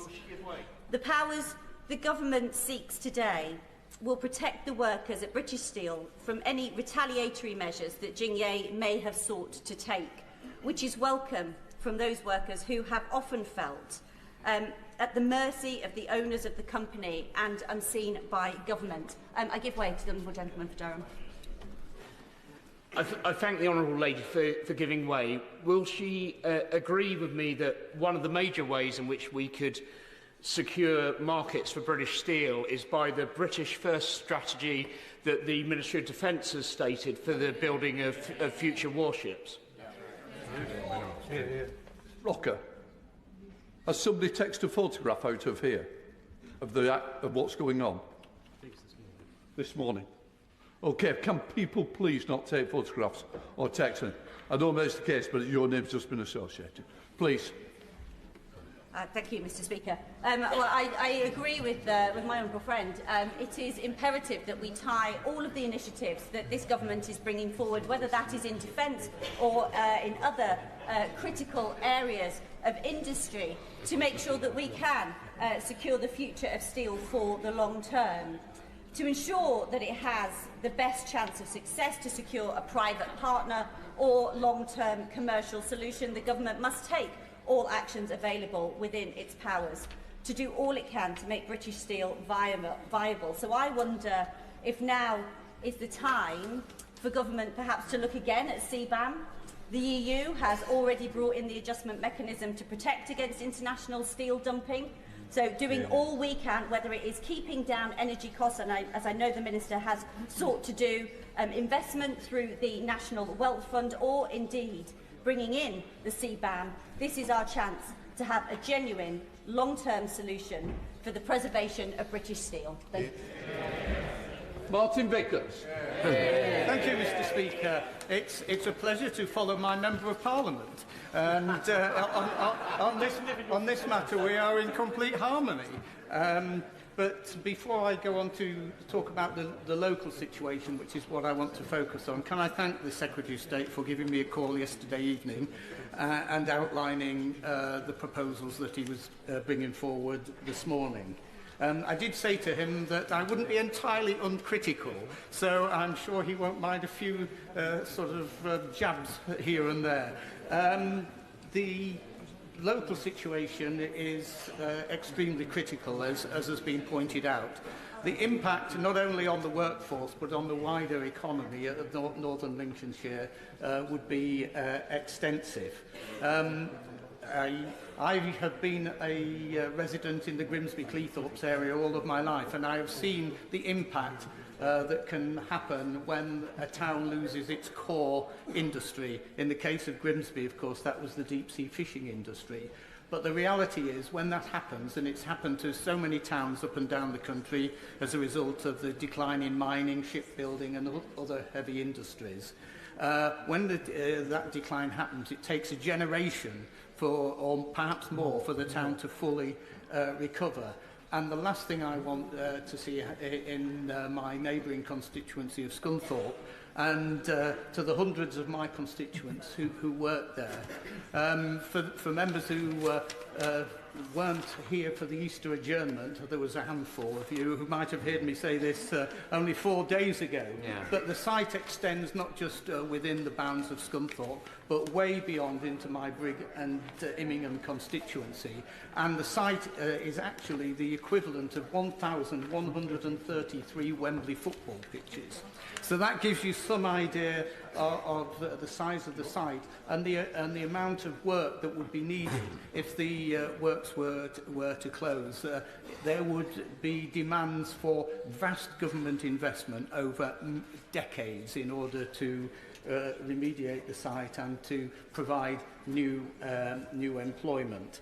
Now, As I said, I wouldn't be entirely uncritical of the Right Honourable Gentleman, and I would refer him back to my first urgent question, which was on the 5th of September last year. And I said in that debate, there have been widespread media reports suggesting that coke will stop being imported from October, which would mean production would stop in Scunthorpe by Christmas. There are rumours concerning the fact that employees will be given notice very soon. That is obviously creating great anxiety among those directly employed by British Steel and those in the supply chain, which in northern Lincolnshire extends to many thousands of people and businesses. Now, thankfully, we've had a 6-month reprieve from those threats which were coming forward in October. But I have to say that the government have been a little dilatory on this. I know that negotiations have been taking place, and I appreciate that ministers cannot give away their negotiating position. But having made that point as long ago as September, and then when, Mr. Speaker, you granted me an urgent question on the 27th of March, that's only a couple of weeks or so ago. And at that point, surely the government were beginning to realise that the negotiations with Jingay were going nowhere.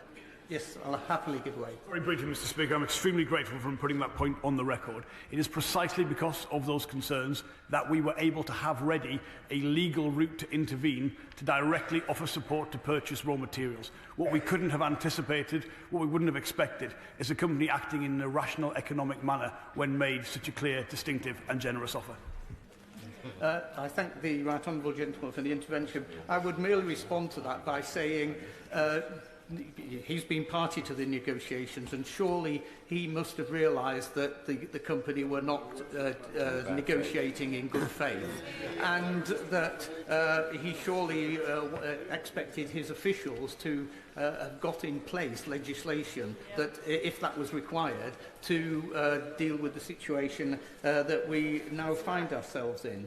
As has been said by others, this is not just crucial for the thousands of my constituents who work there, but for the defence of the nation. And I would very much assume and hope that MOD ministers have been lobbying the Secretary of State, making very clear their concerns. Locally, there is continuing concern. I will be supporting, as indeed the Father of the House has outlined, these proposals. I floated the nationalisation issue on the 27th of March. I have to say I see this as a stepping stone to that situation, and to those who will perhaps be demanding nationalisation now, today, I would say, look, this is a very complex issue. What matters more than anything else is the future of the workforce and the ability to produce virgin steel. And nationalisation legislation would not, I sincerely hope, be passed in 3 hours. It would involve a great deal. But having got themselves into the situation they have, the government are now taking the right action. I have to say there has been some disappointment locally following my question to the Prime Minister only 10 days ago, when he didn't take up the option to meet a cross-party delegation of MPs to discuss the situation. That has been greeted with some disappointment, to put it mildly, at local level. But now we've got to where we are. I fully support the government. I hope they accept the Sunset Clause amendment, which I think would be prudent of them. But I can assure them that I give them my full support today, and will continue to do so when they act in the best interests of my constituents. Yeah. Just before, can we try and help each other by not speaking? And I hope we've not got reams of paper in the next speech. Bill Esterson is a good example of where it won't be a long speech. Well, thank you. No pressure, Mr. Speaker. I'll put some of them down. Grateful to you.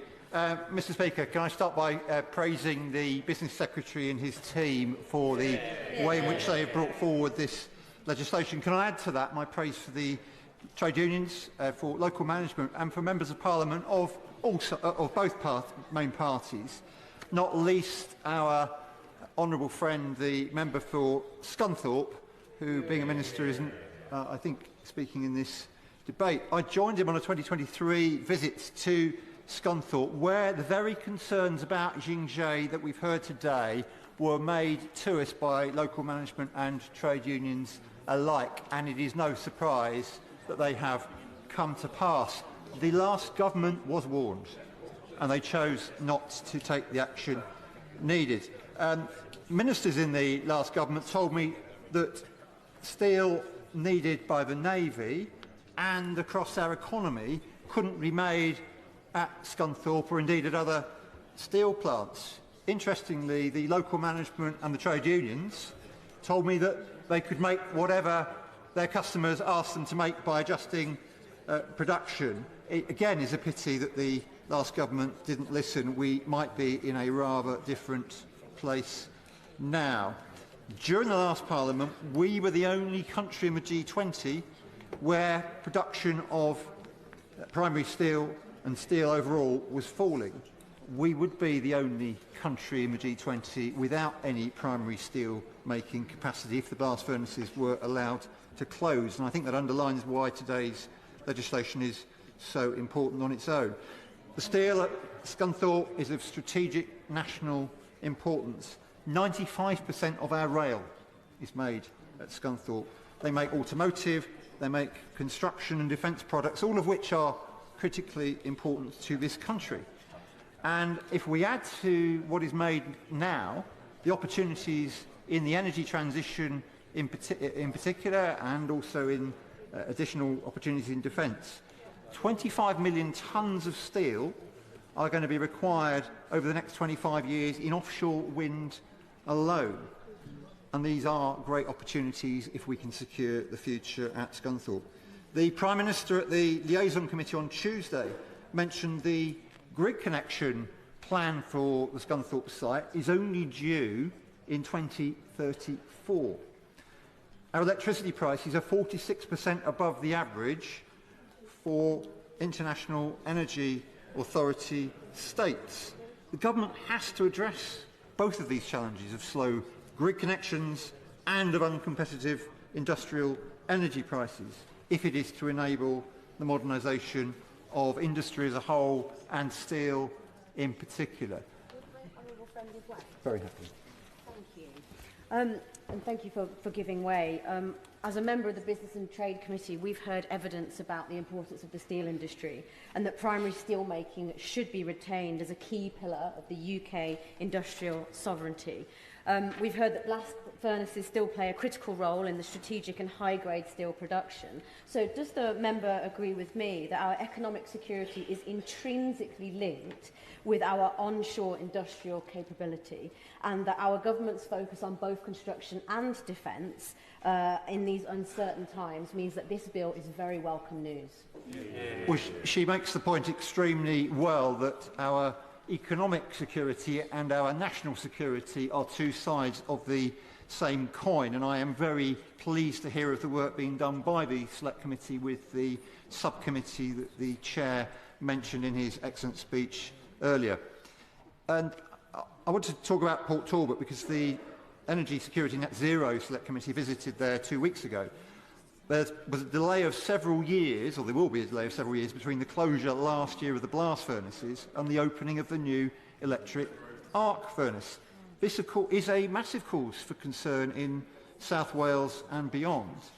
The excellent financial support by this government and willingness to engage by Tata is a very good example of how industry and government should be partners, and it's an indication of how the plans for the industrial strategy that the government is bringing forward can already and are already being effective.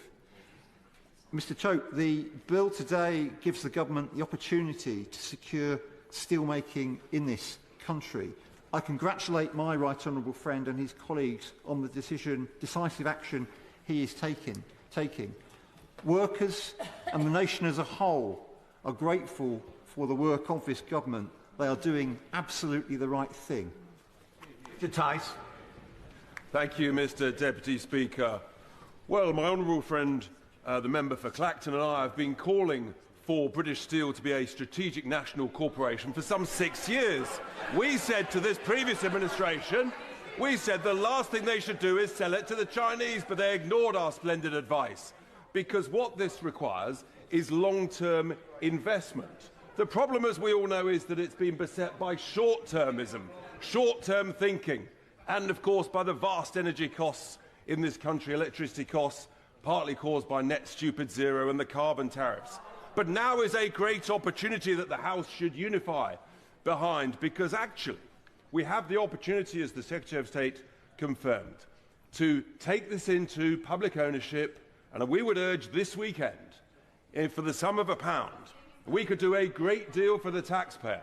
We should invest in refurbishing and relining these blast furnaces in the same way the French are doing in just Dunkirk. They're spending €250,000 in Dunkirk, so we should do the same. We should bring in excellent global expertise to help British Steel. And if we do those things, if we have long-term procurement contracts on the raw materials, including the opportunity to use our own British coal from Cumbria that this government declined, that would create more jobs and it would save transport costs, including the opportunity for long-term procurement contracts for the products that British Steel produces. These are the opportunities, how you make a long-term, viable business for British Steel, for the taxpayer. You can bring in long-term patient capital. If we do these things, then everything that we want, which is that actually primary steelmaking is a vital strategic asset. Scunthorpe can be the home, the epicentre of this. So what I would urge this government, actually, we will support this government in this bill today, but I think there's an opportunity, Secretary of State, Mr. Deputy Speaker, to go further, to be bold, be courageous, show your cojones, show some mettle, Mr. Secretary of State. This weekend, Mr. Secretary of State, you have the opportunity. You have the opportunity, Secretary of State, and this government to go for it, to put the misery, to put the uncertainty of 3,000 plus families in Scunthorpe, to reduce and remove that uncertainty. Let's go for it. Let's nationalise British Steel this weekend and make British Steel great again. Thank you. Carolyn Harris. I represent not only my constituents in Eton Swans East, but those of my good friend, the member for Aberfan, Maesteg. After years of underinvestment and neglect by the previous government, this government's commitment to steel is truly welcome. However, it is vital that the £2.5 million Steel Renewal Fund already announced by the government is used to support the industry across the UK, and that Wales needs to get its fair share. 2,800 steel workers lost their jobs in the region, and they recognise the circumstances in Port Talbot were different to Scunthorpe. Half the steel production had already been shut down when the Labour government came into power, despite Plaid Cymru's desperate attempts to electioneer this as an issue. It was impossible to... No, I will not. It is impossible to reverse the deal that had already been struck between the previous Tory government and Tata. But whilst they understand the urgency of the current situation and support the government's action to prevent further closures and job losses, they do need a commitment for Wales. Commitments that will attract investment and create much-needed employment opportunities, like that being offered by the floating offshore wind company. It was too late to save the furnaces in Port Talbot. The jobs are long gone, but investment in the area will bring new jobs and, most importantly, new hope to all our constituents. Sir David Davis. Thank you, Mr. Deputy Speaker. You will not need reminding, but I will remind the House of quite what an unusual day this is for a variety of reasons. The last time we met on a Saturday, it was in time of war, and the last time we put a bill through in one day, it was the beginning of the pandemic. So that's how serious the disastrous circumstance we find ourselves in, how serious those circumstances are. I'm assuming, frankly, Mr. Deputy Speaker, that this House is going to accept this bill today. So I'm going to address my comments directly at the Secretary of State. It is a nationalisation in all but name bill at one level in terms of the powers it gives. Indeed, it actually gives more powers than a nationalisation bill. It will allow the government to do things that it couldn't do under a nationalisation bill. I frankly would have voted for one. I'm not a fan of nationalisation, as you will know. I would have voted for nationalisation. I will vote for this bill for a simple reason. This buys us time. It's a reprieve, not a rescue. I think that's what people have to understand. And I say this to the Honourable Gentleman for Boston and Skegness. I don't agree with him in terms of his strategic nationalisation argument. Nationalisation under these circumstances buys the Secretary of State time and leverage. And he needs to be able to make his own judgment as to when he exercises that time and leverage. We got just a hint of a view of how complex this game that that Yingya are playing is. And in fact, if anything, if I were going to recommend an amendment to the bill, it would be to limit the amount of money, i.e. to 1 penny, that the government could pay to Yingya, because then the government couldn't, no court could challenge it, and they would know full well they're not online to make money out of the British taxpayer. So I think we have to look at it in strategic and tactical terms, in terms of what we're trying to do. Will she forgive me? I think lots of people are trying to get in. I'm going to refer to something she said in a minute. If she really needs to come in, I'll let her in there. But so we're trying to manage a disaster for Scunthorpe, which is local to me, as he knows, and my community, members of my community work at Scunthorpe. The knock-on in economic effects will be much bigger than one town. It will be thousands upon thousands of people all around. And of course a disaster as well for our last primary steelmaker. And that has suddenly become more important. I mean, it was always important. It was always an important part of national strategy. But Mr. Trump has made it a vital piece, an unavoidable piece of national strategy. And we have to create a circumstance for the Secretary of State and for the government which allows us to manoeuvre through that. Now, that does mean, as people have said already, an energy policy that makes this operation viable. Now, not just viable when it's owned by the state, viable, commercially viable. It means, and that means an energy policy which is not the highest energy costs of our competitors, which where it is now. It also means we have to think very hard about carbon supply. At the moment, the technology does not exist to make primary steel without carbon supply, so we have to think about that too. And that actually is a strategic supply, so we can't rely on another country for it. And what I want to see is this bill used in a way which gives him the time to deliver on that, but which gives this House the right to see what he's doing, the right to see how the strategies are turning out, because nobody has got this right. You know, if the government benches want me to, I can go back to 1997 and park blame if they really want to, but I don't want to do that today. I want to make this viable. So we have to get our energy, our environment, and our industrial policies all in line to make this work. To put it in context, last year British Steel lost, I think, about 408 million pounds. That was the September number. This year, it's about 250 million.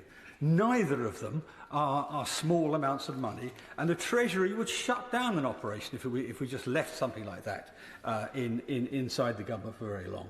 So we need a new strategy that cuts our carbon emissions without exporting the industries to the rest of the world. And that's, I'm afraid, most of our successes in carbon reduction in this last decade or two or three have been by dint of exporting the industry, often to countries with much worse records than us. In this case, it would be China. They have 50% of the world market already. They have massive excess in terms of steel capacity, and their steel capacity is the most carbon inefficient there is. So we're actually worsening the circumstance. Briefly, quickly, please. Very briefly, our committee has taken very clear evidence that we need a carbon border adjustment mechanism so that actually carbon-rich steel like that from China is taxed much more heavily. But crucially, what's needed on the table now are the steel safeguards from the Trade Remedy Authority to guard our markets from a flood-tide of Chinese steel right now. Yeah, I'm afraid he's right. I mean, and the difficulty is we're in a new world in this. I mean, the entire trade the entire trade. I mean, the terrible thing, the House will only ever hear me say this once, but Trump has a small point in some respects, you know, and we have to deal with the world as it is. Now, can I come to the sunset clause with the Secretary of State? I can imagine the instinct is not to put a sunset clause in because, in dealing with a difficult negotiator like this, you're putting a backstop. And whenever you put a backstop on yourself, you give your other side a negotiating advantage. Can I say this to him? He mentioned in his opening speech that the Civil Contingencies Bill would be a route, right? For the House who won't have read it, we spent a year putting it in place under the Blair government. It's got recourse to Parliament at every turn. Ministers are properly controlled. It has to be transparent and so on. What I might suggest to him is if at some point he organises a transition to that so the House has greater control. The COVID bill didn't have that. It missed all those defences, and look what happened to the policy as a result. So that's what I would like to see. Recourse to Parliament. You know, actions that he takes to manage the survival of Scunthorpe, policies to ensure its viability, and in post-Putin Trump era, security of supply. All of these things we want to see, and we can organise legislation to permit that. So I ask him, take the House into his confidence and do this properly. Chris MacDonald. In 1976, a group of steelworkers emerged from the Templeborough Steelworks following a night shift. That at the time was the largest electric arc steelmaking plant in the world. And they'd just done something rather spectacular. They'd broken a shift record. What they were really surprised to find was a letter from the Prime Minister, Sir Jim Callaghan, congratulating them for their contribution to the national effort. I think after 48 years, it is marvellous to see that we finally have a Prime Minister that's prioritising the steel industry once again. Now, I know what it's like to emerge bleary-eyed after a night shift on a steelworks, and as much as we're emotionally attached to our steelworks, the past analogies are not entirely helpful here, because there is too much of a narrative in this country that steel is a sunset industry, when in fact it is not only essential but advanced. And perhaps this is a time for me to direct members to my register of interest as the former chief executive of the UK's National Steel Innovation Centre.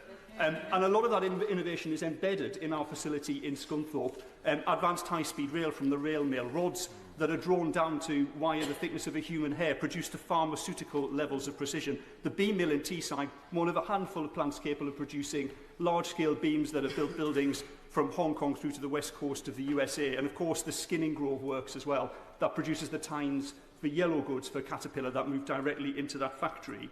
I think all members agree how vital these plants and facilities are. But you might be unaware, or members may be unaware, that the steels that we're producing today, two-thirds of them didn't exist 15 years ago. This is the level of continuous innovation in the steel industry. Everything that we have is made either from or with steel. Our steel industry has declined so significantly over the last 14 years that when I visited the Hartlepool pipe mill in the adjacent constituency to mine just last week, where they're making the pipes for the carbon capture and storage network that this government has invested £4 billion in, stamped on the plates of steel were the words Voestalpine, an Austrian steel producer that sits in the foothills of the Alps and yet is able to produce plate steel more competitively than in the UK, whilst we have a plate mill in Scotland that is practically idle, and the slabs for that plate mill would have been produced in the Scunthorpe Steelworks. So I welcome the legislation today as an opportunity for us to take back control of our steel industry and to deal with the chaotic fragmentation of the industry that occurred over the last 14 years, because I believe that the UK can be just as competitive as a steel company in Austria or in Germany or France or Spain or the Netherlands, who are in fact our biggest importers to steel in the UK. I'm sorry, given the shortage of time. But I also believe that we can be at least as good as the steel industry in Belgium, which is now larger than the steel industry in the UK. And clearly that's a lack of ambition that the previous government had, that they did not believe that the UK could be as competitive as the steel industry in Belgium.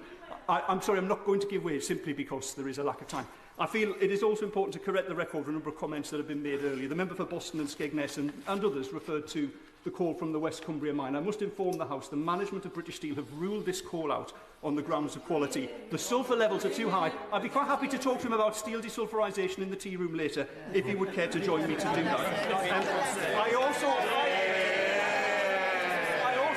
completely refute his comment about bringing in global expertise. We have the expertise in the UK to run steel companies effectively.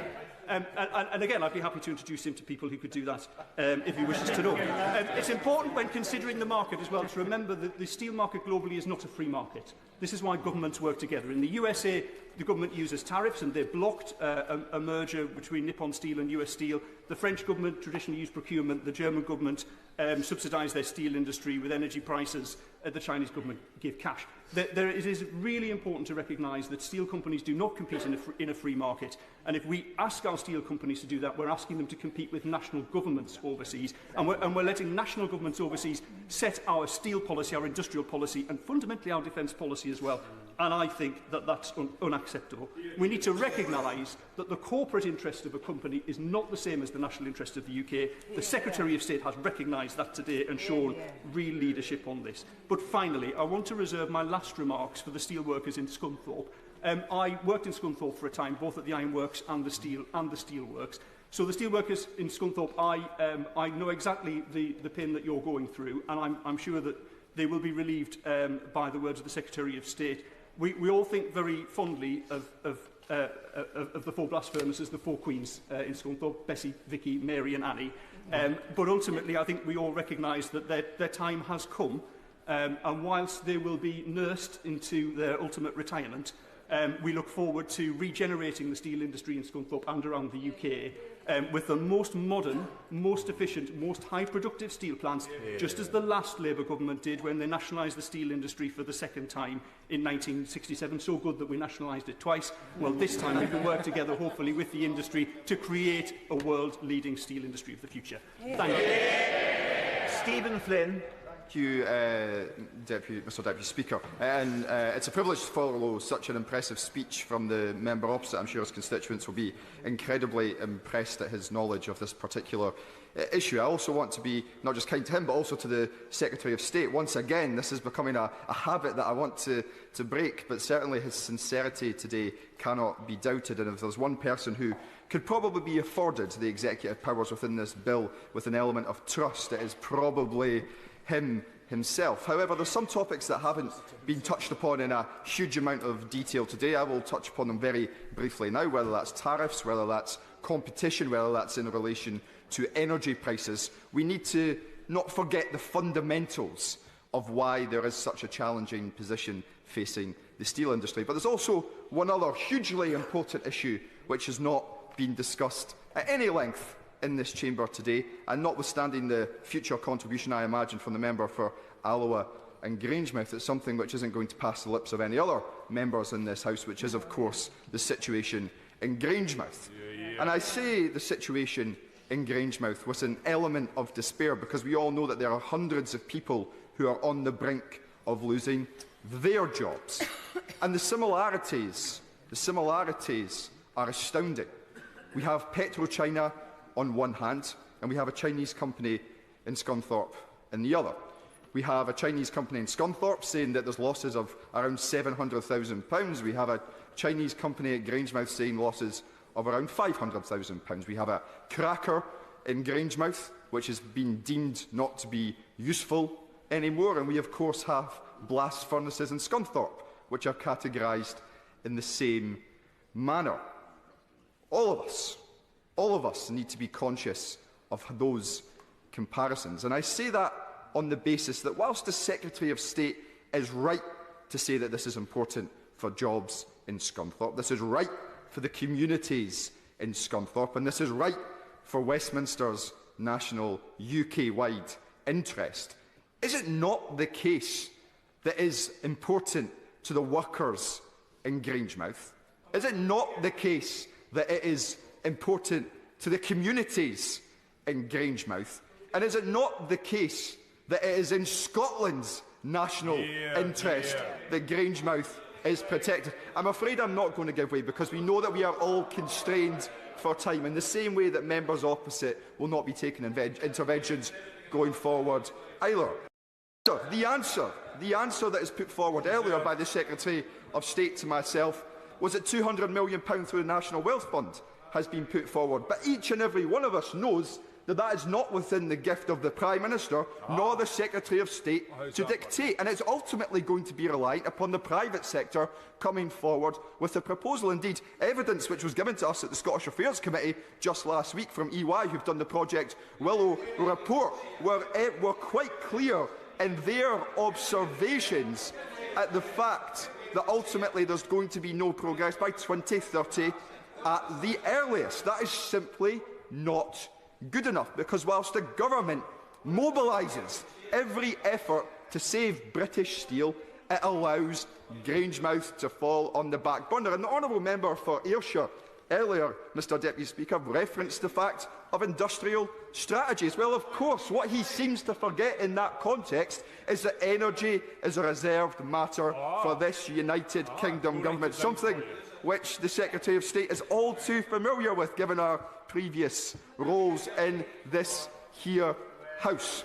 So the final thought that I will leave with members opposite is to remember the fact that the bill that they are supporting here today extends itself solely to England and to Wales. We on these benches, actually, Plaid Cymru are correcting me to clarify the fact that it is only England. So the important consideration is, why is this not being extended to Scotland? Why is Grangemouth not being included? Why is the smelter up at Lochaber not being included? Why are the DL Steelworks not being included? The answer why they are not being included is because Westminster is only interested in Westminster.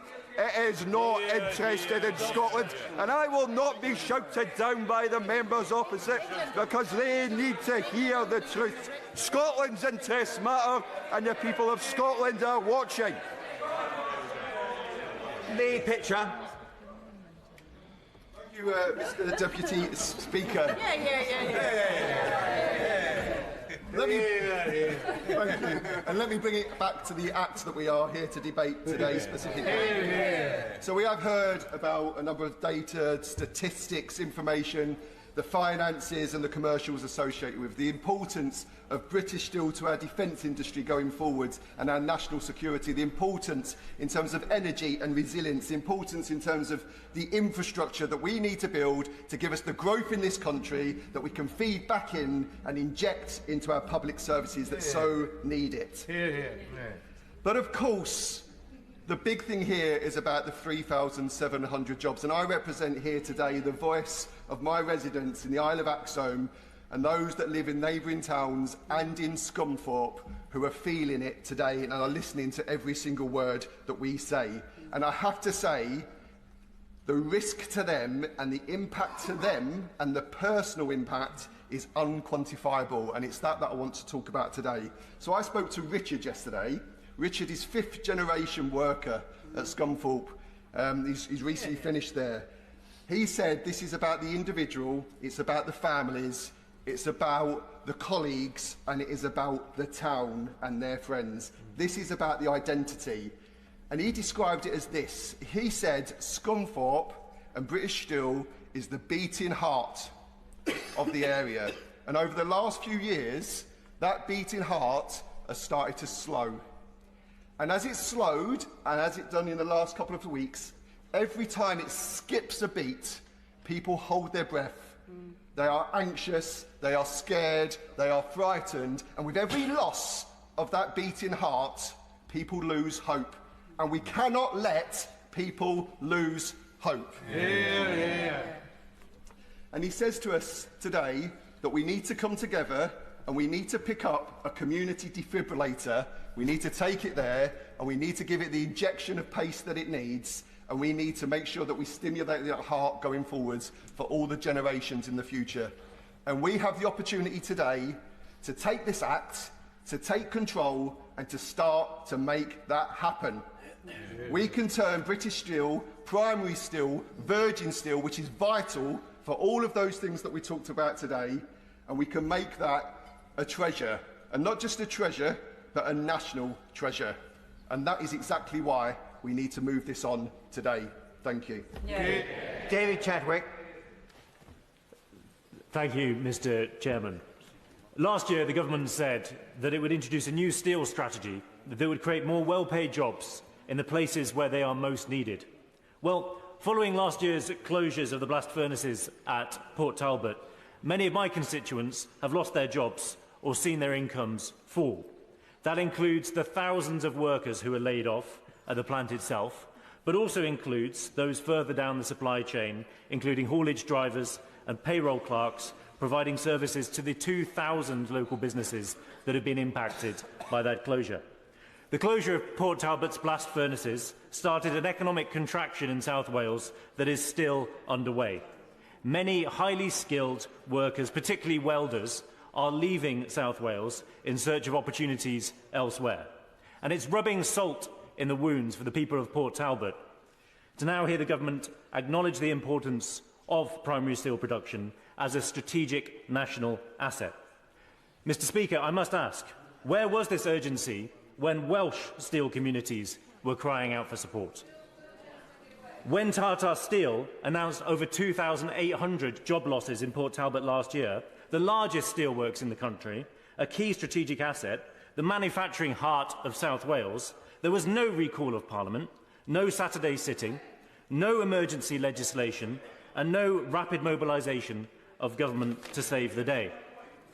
This despite every warning sign being there. Unions raised the alarm, industry experts warned of the economic shock, but the warnings were ignored. And now, faced with similar risks in England, the government suddenly rediscovers its swift ability to act. The simple fact is this: the government didn't recall Parliament for Port Talbot, it didn't recall Parliament for Wales. If today's decision is in the national interest, why did the government not offer similar protections to Port Talbot, which had more capacity? Port Talbot has more capacity, had more capacity and greater output. Has the government now been fenced in by closing those blast furnaces at Port Talbot too early? How much of the steel supply chain will the government commit to now protecting? Employment at Port Talbot has fallen from over 18,000 employees at its height over the past few decades to around 4,000 before last year's decision to make the closure. And now there are just 2,000 steel workers employed at Port Talbot. Those jobs are sorely missed. Welsh steel is all around us.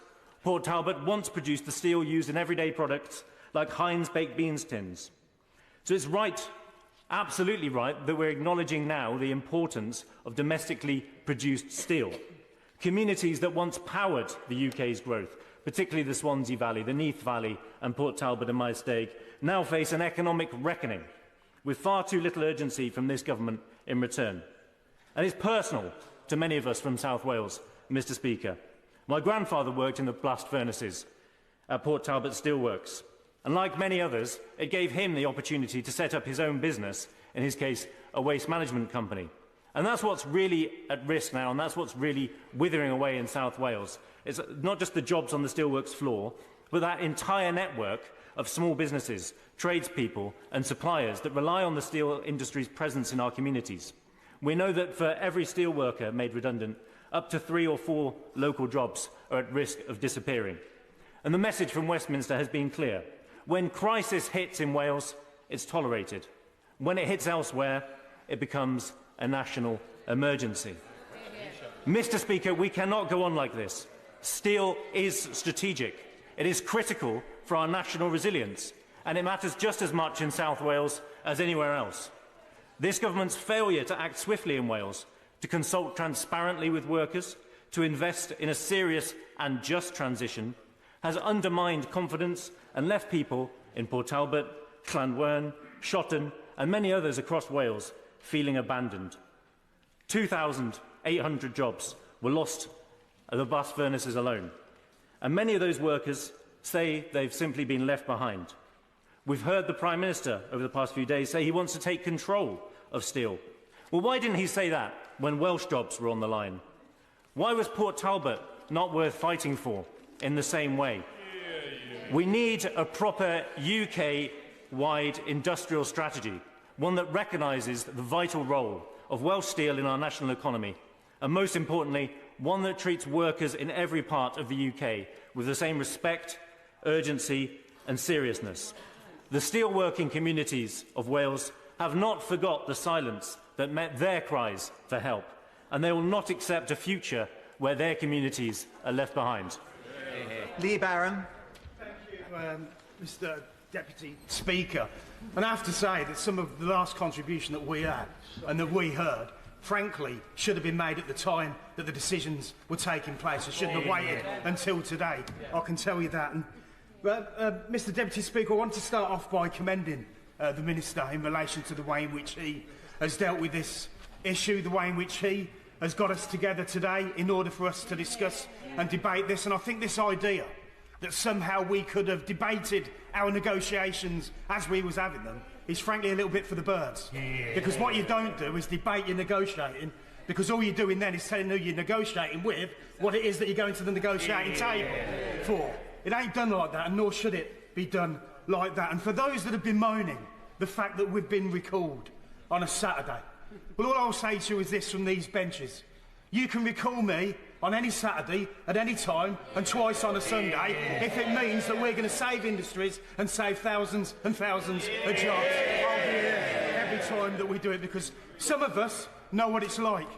The town of Corby was literally built on steel.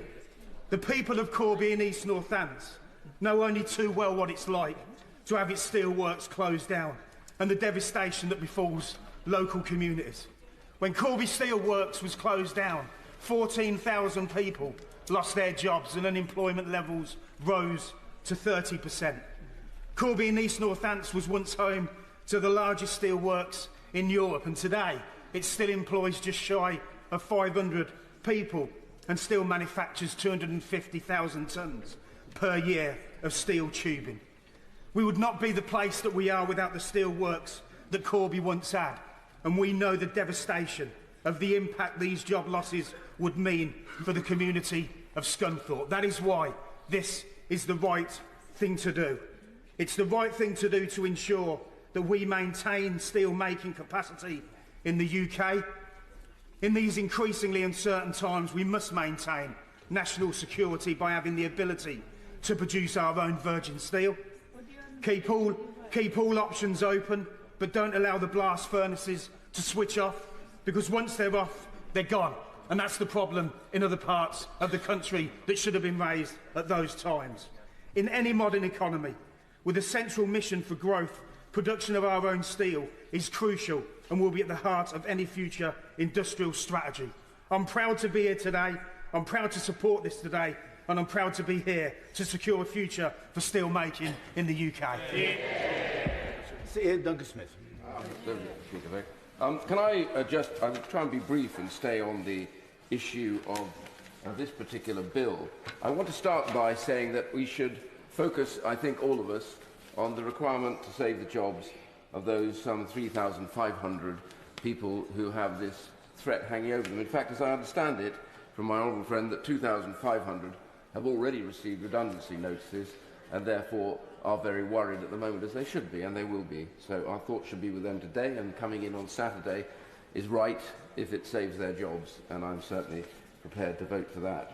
And I will also say that just on the point of the bill, it does give very vast powers, I know, to the right honourable gentleman, to the government, and, like others have said, of course, I trust him personally. This is not an attack on him, but it does always do for us never to trust government more than we have to in this House. I've done this on both sides, by the way, and I therefore do urge him to have another look at the sunset clause. I raised this earlier because it's not saying we don't trust you, it's saying sometimes government gets taken down side tracks, and before you know what's happened, the powers are beginning to be used for the wrong purpose. So I would urge him to be able to come back to the House and say, even possibly in the other place, that the sunset clause will be introduced, giving them real powers to come back. And I think, for everybody's sake, even on the government bench's side, I think it's worth it, because it gives us a strong debate about how they're being used and helps us even perhaps influence what may be taking place.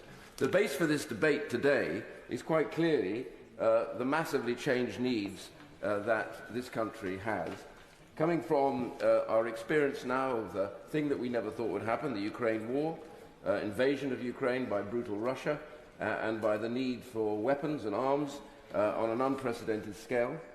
The plan to build up the armed forces, of course, and their need for very, very high-quality steel, virgin steel, which is produced in this plant, and without it we would have to import it, and frankly China doesn't really produce that quality of steel. And the other part, of course, recently is the tariff war that is now taking place, which has actually introduced 25% tariffs on one of the biggest purchasers of that steel, which is the car industry. So all of those make this bill necessary, very much so. I do want to say, though, that we have another problem which I hope the government will deal with within the context of this bill when they talk to the department responsible for net zero. I simply raise this because things have changed. The Prime Minister himself said the world has changed. And we've been operating in what we consider to be a global free market. I have to say, for some time, I have argued this is not a free market. Far too many countries, like China, have abused the rules of the free market, have subsidized their industries ridiculously, and have used slave labor to produce products. When that happens, the free market is dead. And we have to recognize that we're going to have to deal with those we trust and who don't break the rules. And that means a whole new rethink of the government's China policy, I have to say to them, as to whether or not we need to rush to China for that investment when we need to make sure we deal with our industry at home, that we produce things again. And one of the problems is the cost that our industry faces, and it is really quite stark.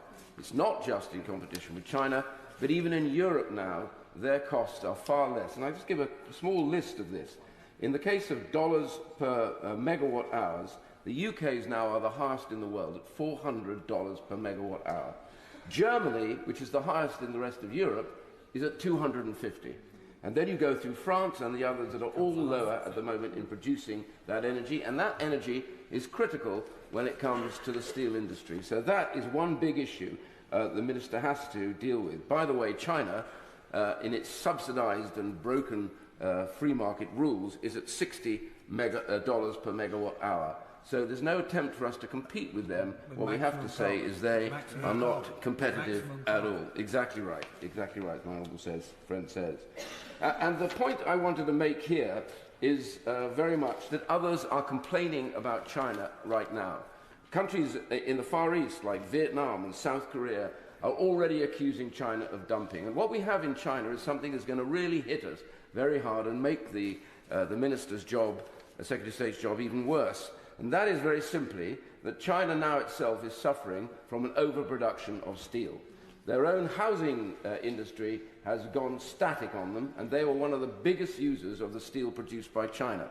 Where is that steel going to go? And it's no surprise, by the way, that a Chinese company, Jinye, is involved in this, because by pushing forward to shut down the blast furnaces in the UK, they know that we will have to buy slab steel from China. This is not a coincidence. This is all part of the plan. This company, by the way, is linked directly to the Chinese Communist Party, and it's high time we called this out. And in his negotiations, he needs to remind them that the reality for them is they are not a private company. Absolutely. And my government should never have awarded this contract to this company. I warn them about it, and I simply say to all here, it's time we make sure that we deal with China at face value, not at what the pretense is of them being private or in any way detached from their government. And that is a critical point. And I simply say, in conclusion, therefore, there is much to be dealt with in this. And I urge the government to listen to the ability of the House to bring them back to check all of that. But I will say that cheap Chinese steel is a desperate problem for us. We need to work with other countries in dealing with this and also get our costs down. And I would say simply on the net zero front, I hope the Secretary of State will talk to his colleague in the other department and say to him, we cannot go on like this, where the industry costs... I'll give way to him. It's an important point, and I'll be exceptionally brief, but he knows from debates we've been in, I'm obsessed by this issue of industrial energy prices and the very substantial rise that existed from 2010 to 2024, which is a 50% real terms increase. The two fundamental issues, as I think he knows, are first of all our network charges, how we do those, that's different to other countries. But fundamentally, the marginal cost is set by the price of gas. It's the fossil fuel price on the overall system. And I'm not completely rejecting everything he's saying, but I think we've got to understand that key point. It's the gas price. I'm grateful for that because it does allow me to say this thing, which I wasn't planning to say. We sit on an island of gas. Why aren't we drilling for it, for goodness sake, when we need it, and we will strategically need it? There is a cause for strategic industry, so I agree with him on that. But it doesn't stop there. It stops elsewhere in the production of energy, and I simply leave that point to him, and you can argue that with his right honourable friend. But I want to say one final thing, that in the course of the Chinese company's operations in that factory, I have talked to a number of people involved in that business. And I have to say, their record, both on health and safety and on abuse of those workers in that factory, in that blast furnace area, have been shocking. And we should look into this much more carefully. They've brought in some cheap Chinese workers. They don't pay them anything like they pay the British workers. And many of them have ended up burnt and in great difficulty. And I simply say, this is not a company we should be doing business right now. Just say to the House that we're going to go to the front benches at 1:40, so if members who are called could be as brief as possible, that would be appreciated. Mark Ferguson. Thank you, Mr Deputy Speaker, and I thank the Secretary of State for his statement and his decisive action.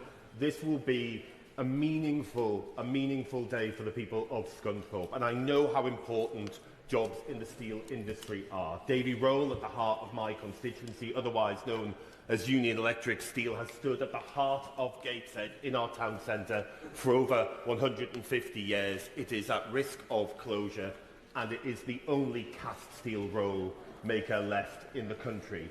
Steel is incredibly important for our future, and this government is taking decisive action. Hear, hear. But I'm reminded today of a place close to my constituency, Redcar. 10 years ago, the people of Redcar were let down. I pay tribute to members, including my honourable friend, the member for Redcar, for their campaigning, and others in this House for their campaigning. At the time, Redcar had the second most efficient blast furnace in Europe, and yet they were abandoned. 2,300 jobs, a proud town let down. So today I will finish my remarks, I will speak briefly when I say simply this. Scunthorpe and Redcar have learned today the difference a Labour government makes, the difference decisiveness makes. It saves jobs and it changes lives. Thank you for that. And we just keep contributions to around 3 minutes now. That would be helpful. Liz Saville-Roberts. And today's legislation to safeguard the UK's last bastion of primary steelmaking capacity is, of course, to be supported. But what my party cannot support is his government's approach to steel in the UK, which deems that steel in Scunthorpe is worth saving, but not steel in Wales. Today is a bitter day for the people of Port Talbot, where the blast furnaces have been extinguished because Labour let that happen. These job losses will take an estimated £200 million from the local economy in lost wages. People in South Wales have been loyally voting for Labour for decades. Does this Labour government therefore feel proud that those votes have been paid back by Tory-style deindustrialisation in Port Talbot? Plaid Cymru has consistently called for nationalisation, but the Labour First Minister of Wales rejected our calls. She described nationalisation as pipe dreams. Labour in Wales were quick to mock our proposal, which we made 21 times in record in Cardiff and here, over and over again. Now it is UK Labour policy. This government must therefore set out how much of the £2.5 billion steel fund will be allocated towards securing Scunthorpe, and how does this compare to the amount given to support laid-off workers in Wales? Under the government, his government did not intervene in Wales. I will take no interventions. His government did not intervene in Wales. Under his government, Scunthorpe gets security, Port Talbot gets a pittance. Plaid Cymru believes that Port Talbot should and could have received equal treatment alongside Scunthorpe. That is why we have tabled an amendment to include Wales under the terms of this bill. That highlights that the measures we are debating today would have been able to be used to save the blast furnaces at Tata Steel in Wales. We will not let Labour hide from the fact that they own the decision not to intervene to save Welsh steel when they had the opportunity to do so. Workers and communities must be at the heart of any long-term solution for the steel industry. So far, Labour in Westminster and Labour in Cardiff have worked in partnership to dispatch thousands of Welsh workers to uncertainty and hopelessness. People in Wales will not forget today.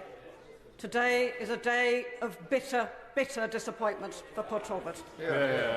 Rutland. Today we're taking an extraordinary but necessary step, not just to safeguard a single industry, but to defend the long-term interests of our country. And in the point of interest, I'll refer to my register of interests. But let us be clear, today is not about nostalgia, it's about national resilience and securing Britain's future. Retaining a sovereign primary steel-making capability is critical to our economy and our national security, because steel is the backbone of our infrastructure, defence, energy and transport systems. Without the capacity to make steel from raw materials here in Britain, we're at the mercy of global markets and geopolitical shocks, and we'd be outsourcing not just production, but power. And whilst we're resolute in our commitment to a green industrial future, the transition to clean steel must be a managed transition, a just transition, not a cliff edge. That means keeping the furnaces operating in Scunthorpe as we establish and scale up the electric arc furnaces. Because if we lose our primary steel-making capability, we won't get it back. The skills will be lost, the supply chain's broken, and will become entirely dependent on other countries, many of whom do not share our environmental or labour standards, or indeed our geopolitical outlook. And let us not forget the people. This is about jobs. Good, unionised, skilled jobs that sustain communities, generations of families, and the dignity of work. The steel workers in Scunthorpe aren't just making steel, they're making Britain. And we owe it to them to ensure that this industry has a future. And I pay tribute in particular to the work of community and GMB unions who have fought for the future of British steelmaking and British steel workers. The Labour Party was founded to give working people a voice in Parliament, and today, as a government, we're honouring that legacy by standing up for British industry, British workers and Britain's future. I'm proud to support this legislation, and I urge all members to do the same. Ellie Chowns. Thank you, Mr Deputy Speaker. Steel is strategically vital for the UK, the foundation of our industry, and we could and should be producing much more of it here domestically. Steel is also integral to the green industrial transformation that is essential for our future. Those wind turbines, trains, rail tracks, EVs, all of these key elements of the sustainable future for our economy. The Green Party believes that public ownership is the best solution in this case, because only public ownership would give us the control we really need to ensure a proper, strategic, long-term plan to the renewal of the steel industry, not just in Scunthorpe, but indeed nationally. Nonetheless, we will be supporting this legislation today. But we do need to think long-term. We've got an opportunity here to reprocess far more of our waste steel instead of exporting it, using that to feed our industry here. We have an opportunity to use the skills of the communities in places like Scunthorpe to drive that green industrial transformation. And we have an opportunity, the government has an opportunity, a need, a duty, in fact, to use not just this legislation today, but the other levers that are available to it to support this crucial strategic industry. The Secretary of State just acknowledged that electricity prices, because they are locked to gas prices, are kept too high. We need to decouple electricity from gas. We also need to ensure that, as the Honourable Member for Grimsby and Cleethorpes mentioned, we should be introducing the Carbon Border Adjustment Mechanism at the same time as the EU, a year earlier than currently planned, in order to protect our steel industry here.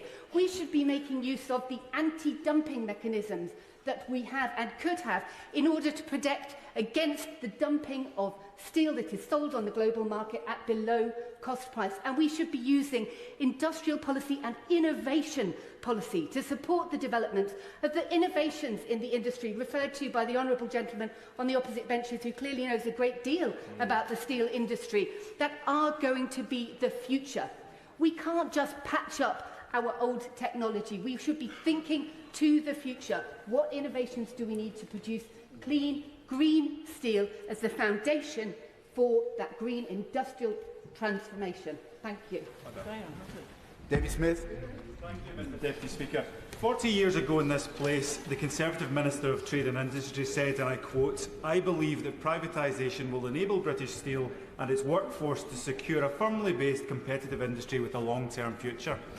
In the same debate, the then Labour Shadow Minister asked, has the Minister not rewarded British Steel's success with a plan which quite unnecessarily places its future in jeopardy? Well, today, Mr Deputy Speaker, I think we can conclude that privatisation did indeed. I want my constituents to trust that the people pumping their water, providing their power, connecting them to the wider world and making their steel have their interests at heart. I want them to get... I'm sorry, I better not. I want them to have jobs with businesses that serve the common good, not international stock markets or foreign governments. And we need to have strategic parts of our industry like steel in-house so that we can trust that our economy is working for us. Jingye, as we've heard today, doesn't appear to have the interests of the British people at heart, but instead their own profit. Why should we accept that a decision made in a boardroom in China with links to the Chinese Communist Party can risk wiping out an industry that's the heart of one of our communities and vital to our nation's flourishing? If we were to nationalise steel ultimately, it's not necessarily perfect. A sluggish and over-subsidised steel producer would not serve Britain's interests any more than one owned by foreign firms. However, I believe it is something that we should keep on the table with respect to steel production. As we heard from my honourable friend, the member for Stockton North, we have the expertise and we have the passion, certainly here in the country, to do it. So in conclusion, Mr Deputy Speaker, recent events have proven that the safest way to safeguard strategic parts of our national infrastructure is to do it ourselves. Privatisation has often been very bad for our country. That it takes government intervention to secure the continuation of our last remaining plant producing virgin steel speaks volumes. It's my hope that we soon move to the full nationalisation of British Steel in time and align that with our planned massive investment in skills through Skills England. After decades of fire sales of British industry, it's time for us to rebuild back our industrial pride, our national security and our social covenant. And to these ends, I urge this House to back Britain and back British Steel. Jones, and it is 2 to 3 minutes now, please, each contribution and no more. Thank you very much, Mr Betts. This is a potential tragedy unfolding for many families in the Scunthorpe area, not just those involved at the steelworks, but those in the wider community who work in the supply chain, their customers, and those working in the local economy who are the family and friends of employees at the steelworks. This could affect well over 35,000 families across the country, and that is nearly a whole parliamentary constituency. Steel tariffs from Trump will hurt the UK steel industry. Trump supporters in this House from the two shades of the blue teams seem strangely silent on the impact of his unnecessary tariffs. Has anyone heard them condemn Trump's tariffs? No. Liberal Democrats believe that the government should stand strong against Trump's 25% tariffs. Mr Speaker, the relationship between the company Jingye and the government have clearly broken down, which is why the Secretary of State is taking wide-ranging powers for himself. As it appears this bill will go through today, I have two questions for the Secretary of State. Can he confirm that the pension fund of the employees and the former employees is not in deficit and all company contributions are up to date, and that the assets of the scheme have not been transferred to the holding company or any offshore business? And if they have, will he start measures to get them back? Can he also confirm that the ownership of the assets of the business, such as plant, land and buildings, have also not been transferred to any holding company or offshore business? Thank you. Turner. Deputy Speaker, I'm very glad to be called in this debate, and I declare an interest because I chair the GMB parliamentary group, one of the steelworkers union, which is donated to my constituency party. 20 years ago, Mr Deputy Speaker, the MG Rover car plant in my constituency collapsed with devastating consequences as felt to this day. Today, all our thoughts are with the steelworkers and their families at Scunthorpe and Teesside, and I hope that we can do something today to avoid such a future for them. I do not want to speak too long, but I would just like to make a few points. First, today's decisive action is welcome, and I think all our constituents would rather have a government that acted at great speed than a government that acted too late. I echo the point raised earlier by my honourable friend, the member for Brent East, about the importance of steelworkers' participation in the days ahead. If the government could also clarify any changes in plans for the UK Steel Council, that would also be appreciated. Also, what role will Jingwei now have in the running of British Steel on a day-to-day basis? It is clear that workers have lost confidence in the Jingwei management, as shown by reports this morning that management from Jingwei were refused entry to the plant, and a change in that day-to-day management is needed. If I may, I would like to respond to a couple of points made during this debate. The last time, and I note that this House carried legislation that had the effect of nationalising steel, that legislation was 108 pages long. I think that is clearly outside of the scope of the type of urgent emergency legislation that we are debating today. We have also heard much about costs and energy costs, and I will just say I do not wish to add to the very informed comments made earlier in this debate. The OECD has also said that the root cause of the industry's current problems are global excess capacity. In other words, the UK has been left at the mercy of overproduction and the dumping of artificially subsidised goods. The Trade Remedies Alliance has long called for our trade defences to be strengthened, and I hope that those calls will be listened to in a way that they were not under the last government. Mr Deputy Chair, I would like to end on a personal note, because I've thought about one person in particular today. A family member, Miles' father, began his career at the Ravenscraig Steelworks in Motherwell. He rose to become a branch officer, national executive member, and later a salaried official of the Iron and Steel Trades Confederation, the forerunner of today's community union. And in the peripatetic life of a trade union official, he later worked in West Midlands, Corby and Scunthorpe. Fierce in the defence of his members, he was the gentlest and most modest of men in private. I understand that he is still remembered on the executive of community, and if he could be here today to witness this most difficult chapter in the steel industry's history, I am sure that he would offer valuable perspective and wise counsel.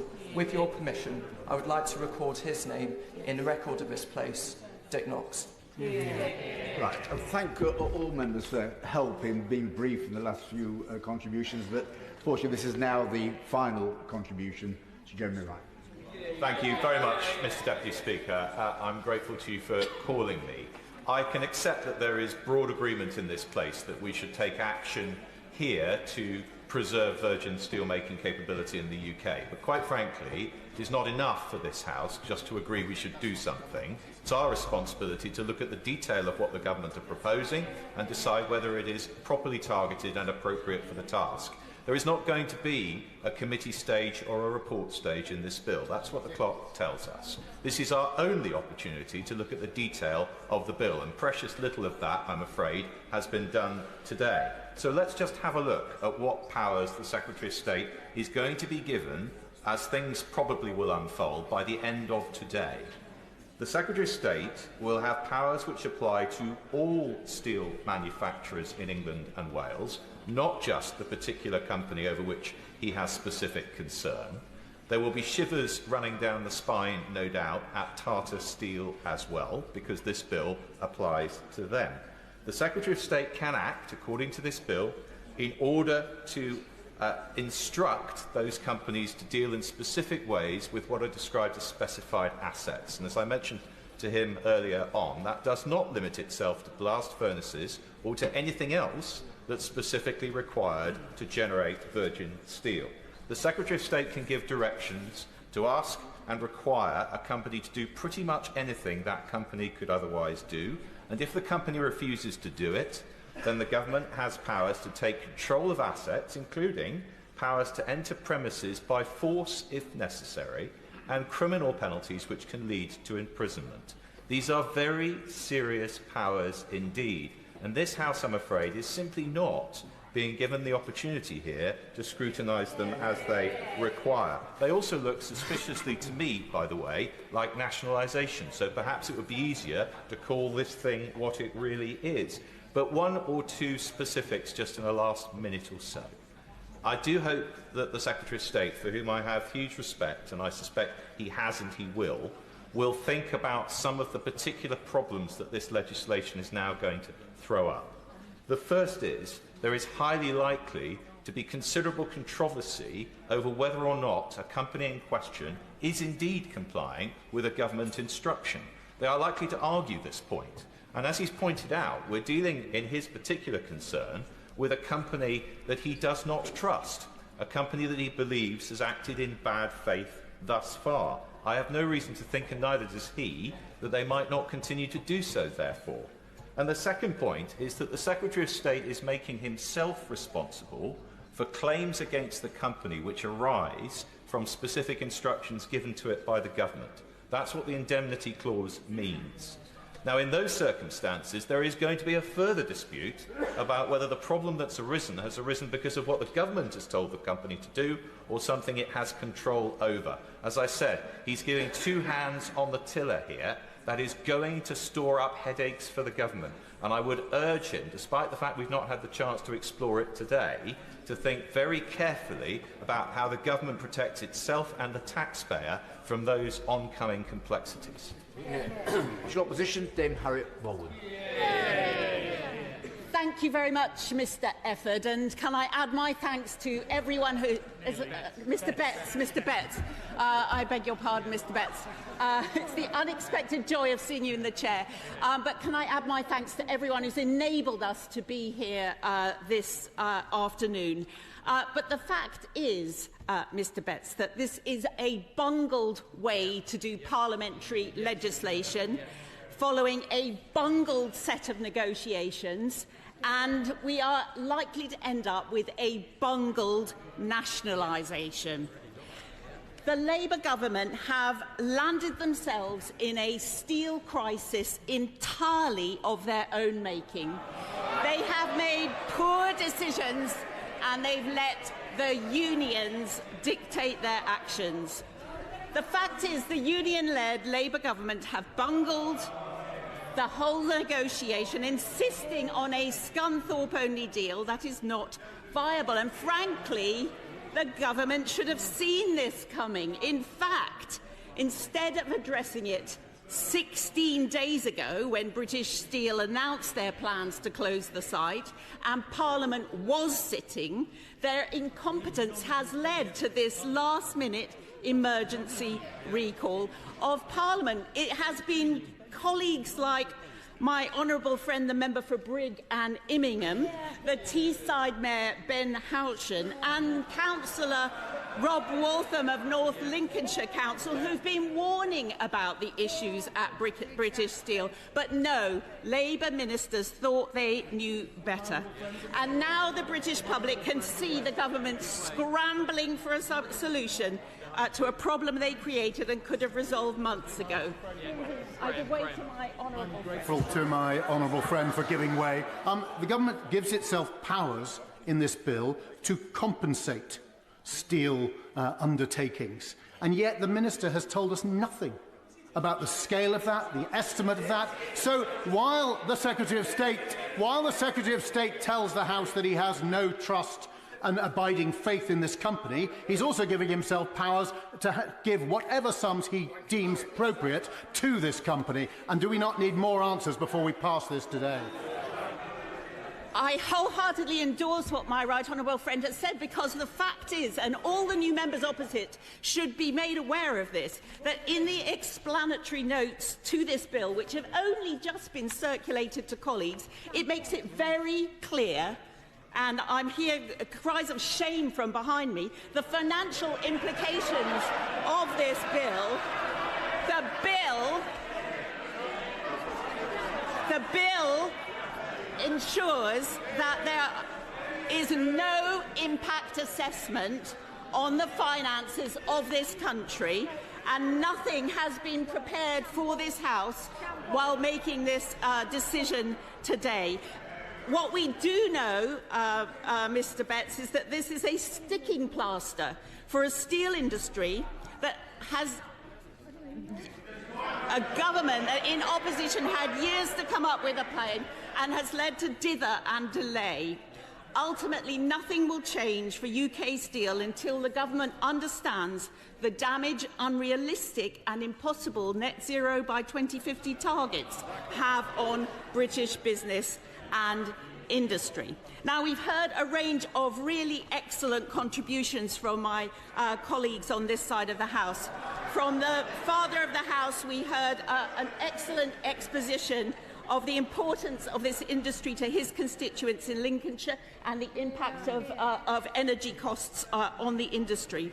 From the great champion of this industry, my honourable friend, the member for Brigg and Immingham, who has regularly been bringing this issue to the forefront of members' consideration. From my right honourable friend, the member for Goole and Pocklington, from the right honourable member for Chingford and Wood Green, who raised these incredibly important issues about tariffs and China, and then my right honourable friend, the member for Kenilworth and Southam, who raised some very important legal questions. And if I may, Mr. Betts, in the time available to me, raise a few further detailed questions for the Minister to reply when she gets to the dispatch box.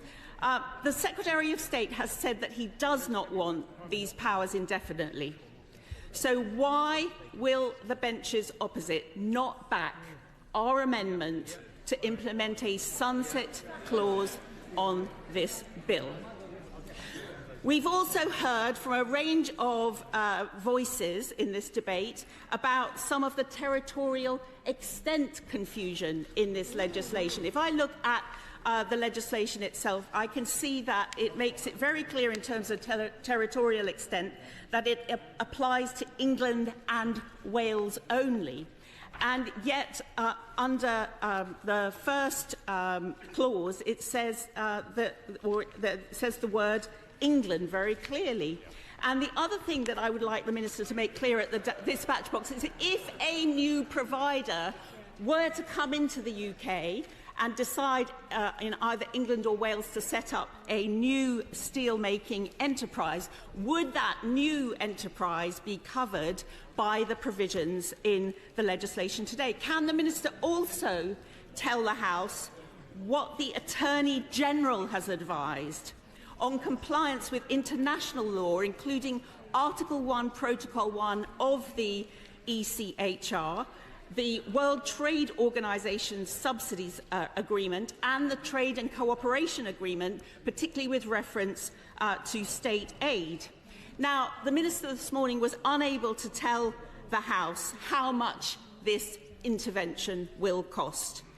The fact is, Mr. Betts, that we're being asked this afternoon to sign off on a bottomless pit of money. How often will this House be given an update on what the Attorney General has advised on compliance with international law, including Article 1, Protocol 1 of the ECHR, the World Trade Organization's subsidies agreement and the Trade and Cooperation Agreement, particularly with reference to state aid? Now, the Minister this morning was unable to tell the House how much this intervention will cost. The fact is, Mr. Betts, that we're being asked this afternoon to sign off on a bottomless pit of money. How often will this House be given an update on how much taxpayer money is being sent into this bottomless pit? Because families across this country are already being hit in the pocket every day.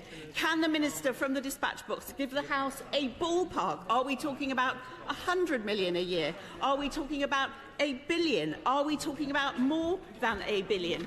It is a fact, Mr. Speaker, that the government itself has made the situation worse for the steel industry, with their determination to put in higher energy prices in this country, higher tax, higher business rates, and where is the steel strategy that they have had 9 months to develop?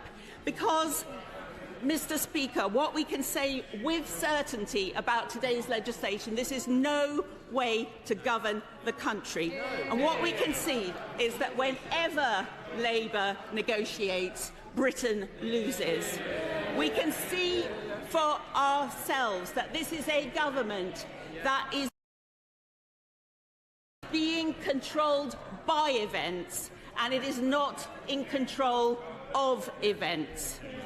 And yet, according to the Secretary of State, it's everyone else's problem and nothing to do with them.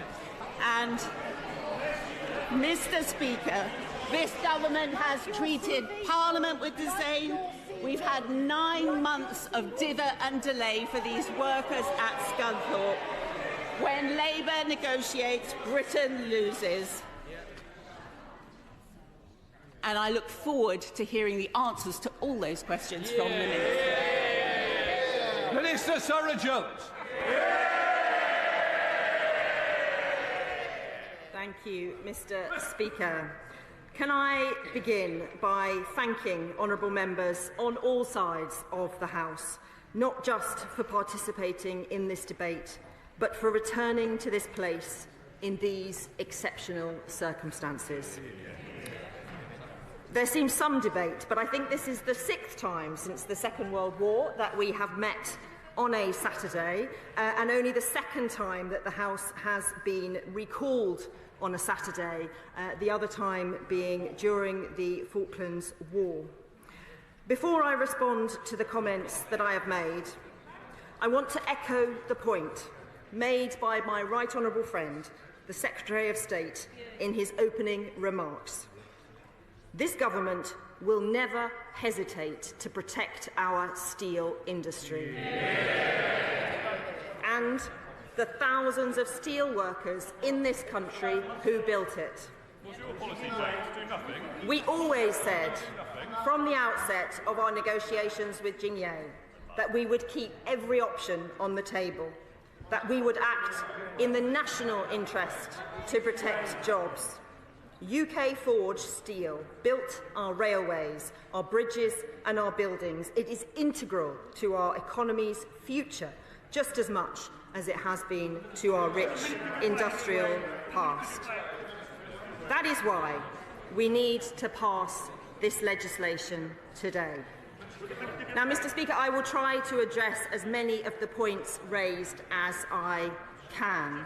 Honourable members made the argument for British steel. My friend, the Right Honourable Member for Birmingham Hodge Hill, pointed out that 95% of Network Rail steel is from British steel. The Right Honourable friend, the member for Hackney North and Stoke Newington, pointed out that TfL would not get anywhere if it were not for steel. And my friend, the member for Stockton North, who has such expertise in this House, pointed out that steel is the future, that everything we have is made from or with steel.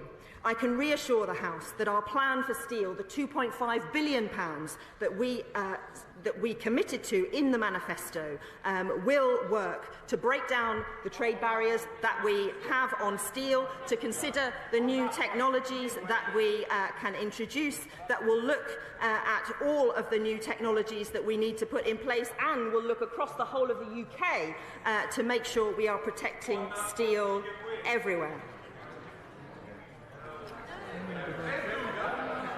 To the Minister for giving way, and she speaks about the whole of the United Kingdom. I'm very pleased that the Government is acting literally at pace for once and stepping in to protect the workers in Scunthorpe in precisely the opposite way that they turned a blind eye to the plight of the workers at Grangemouth, which is also critical national infrastructure, also labouring under energy prices.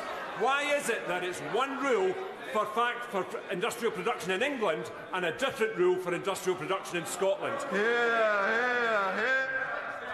Since this government came to power, in the first 10 weeks we negotiated better deal on Port Talbot. We delivered £200 million commitment to secure the future of Grangemouth. We acted last week on the ZEV mandate to secure our automotive industry, and we are acting today to save the workers of Scunthorpe. This government believes in direct action in an active state, securing the future of our industry across the UK. Members raised issues around trade protections. My friend, the member for Great Grimsby and Cleethorpes, did so, and I want to reassure her that we will ensure the right trade protections are in place for our steel industry. The concerns were raised about future decisions in terms of whether we move to nationalisation or not, and whether we would come back to this place. Of course, I can reassure the House we will come back to this place if there is any further matter in terms of ownership or otherwise, and we will keep the House updated. Concerns were raised about the reasonable excuse part of the bill and a request for examples of those. The reasonable excuse clause could include things like physical inability or illness or accident, and I think are reasonable and measured in this case. Many members talked about China. Can I ask this House, we are focusing on this company today. We are not focusing on the nation of China. This is about what has happened with British steel, and it is about what this government is going to do in terms of British steel. I would not want this House to believe that the policy of this government is anything other than a belief in free and fair trade, and that includes with China. Can I turn now to the sunset clause amendments and the suggestions in the debate that we should put that into the bill?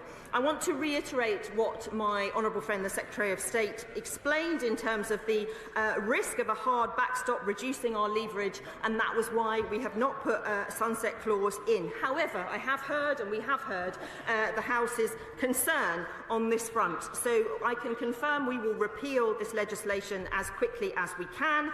We will involve the Select Committee, and I can also make this pledge to the House today that we will update the House regularly, and my right honourable friend has committed to do so every 4 working weeks, and I hope that that will give reassurance to the House.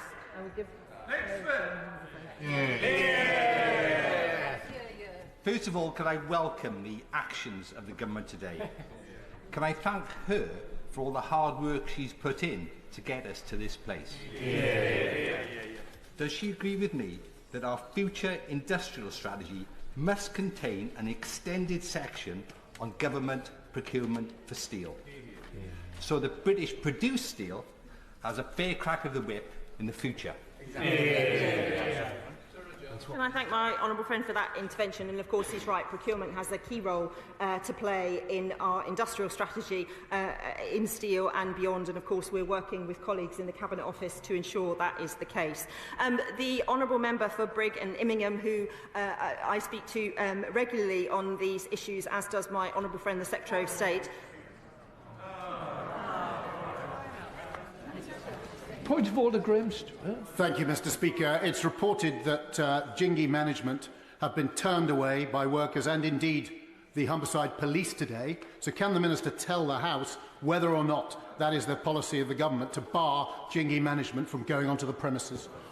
As the honourable member knows, it's great information, but not quite a point of order. Minister. Thank you, Mr. Speaker. Look, I am not going to report and comment from the dispatch box on reports that have been made during this debate. But what I will say is that we are actively engaged minute by minute on activities in British Steel, and this, if anything, would underwrite the need for the powers in this bill to be introduced on this day. So I hope all members in this place will introduce this legislation and vote for it today. The member for Brigg and Immingham suggested that we could have moved faster. Can I reassure the House that we do not recall this House lightly? We do it because we have a choice today, and the choice before us is: do we want to deny any possibility of the future of Scunthorpe? Do we want to see the closure of the blast furnaces, or do we want to secure a future for those workers and for those and for primary steel making in this country? I don't think I can give way. The member will forgive me. So I can reassure the member for Brigg and Immingham that we in no way have moved slowly. We have been moving at pace throughout our time in government. There were suggestions that we should move to nationalise British Steel today. There were also suggestions that this bill is already nationalisation.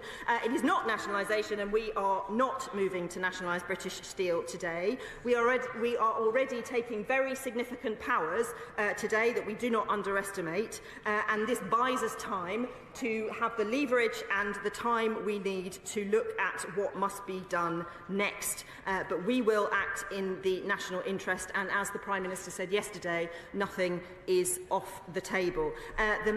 We had a suggestion that we should use the Civil Contingencies Act, which is very difficult to do because it's very hard to meet the criteria, because you have to talk about being at risk of death, so we didn't meet that criteria. But in conclusion, Mr. Speaker, I would like to say that I agree with my honourable friend, the member for Sefton Central, who said that economic security and national security are two sides of the same coin. The emergency legislation we brought forward today is essential to protect British Steel, to protect its workforce and to protect the national interest. This government will never hesitate to act in the national interest to keep Britain secure at home and strong abroad. This legislation is proof of that. Today, we take back control, and I urge all members of this House to vote for this bill. The question is, the bill will now be read a second time. As many of that opinion say aye. Aye. Of the contrary, no. I think the ayes have it. The ayes have it. We now come to the money resolution to be moved formally. The question is, as on the order paper, as many of that opinion say aye. Aye. Of the contrary, no. I think the ayes have it. The ayes have it. Under the terms of the business of the House motion, if the bill is read a second time, it's done. Right. Under the House of today, we now move to Committee of the Whole House. Order.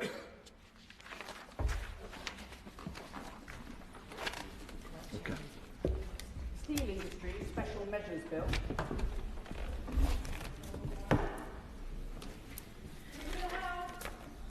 It might be helpful if I begin by explaining how the committee stage will proceed. A number of amendments have been tabled, published and selected for debate. The amendment paper and selection list are available in the vote office. However, because it is now after 2 p.m, there is no time available for debate.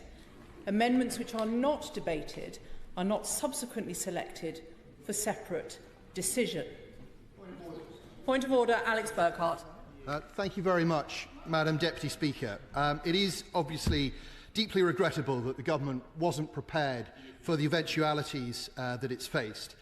We know they weren't because the bill wasn't ready until 9:30 this morning. And an obvious admission from the bill is a sunset clause. And many members here today have spoken in favour of a sunset clause, and indeed ministers opposite have suggested that they want this legislation to be time limited. Consequently, it's deeply regrettable that it sounds as though the House will not have an opportunity to vote on a sunset clause. Can you advise the House whether there is anything that can be done at this stage to ensure that we get a vote on Amendment 1 and/or Amendment New Clause 2? Can I thank the Right Honourable Member for his point of order. He will know that it is a long-standing practice that the Chair does not select for separate decision any proposition which has not been debated. It is therefore not possible for any of the amendments or new clauses to be called at this stage. Under the terms of the paragraphs 5 and 8 of today's business of the House order, I must therefore now put a single question that all of the clauses stand part of the bill. The question is that clauses 1 to 10 stand part of the bill. As many as are of that opinion say aye. Aye. Of the contrary, no. I think the ayes have it. The ayes have it.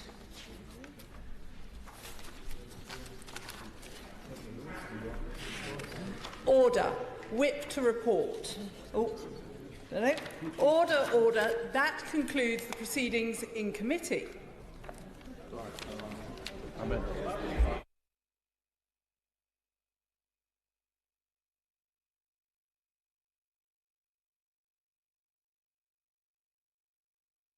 Order. Whip to report. I beg to report that the committee has gone through the bill and directed me to report.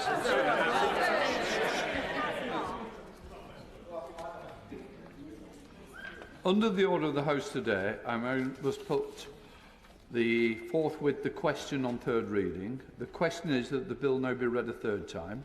The question is that the bill now be read a third time. As many of that opinion say aye. Aye. Of the contrary, no. I think the ayes have it. The ayes have it. Right. Order. Under the order of the House today, I may not adjourn the House until any messages from the Lords on the bill has been received, and I have reported the royal assent of any act agreed upon both Houses.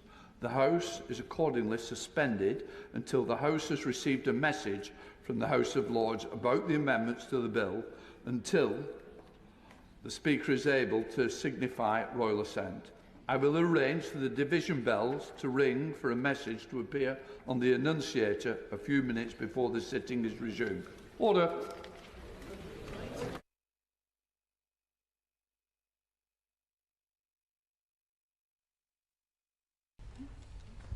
My Lords, I join with the noble Baroness, the Minister, in wanting to send a strong message from Parliament to all those involved in the Scunthorpe Steelworks that we are solidly in support of them, and everything we do today is directed to that end.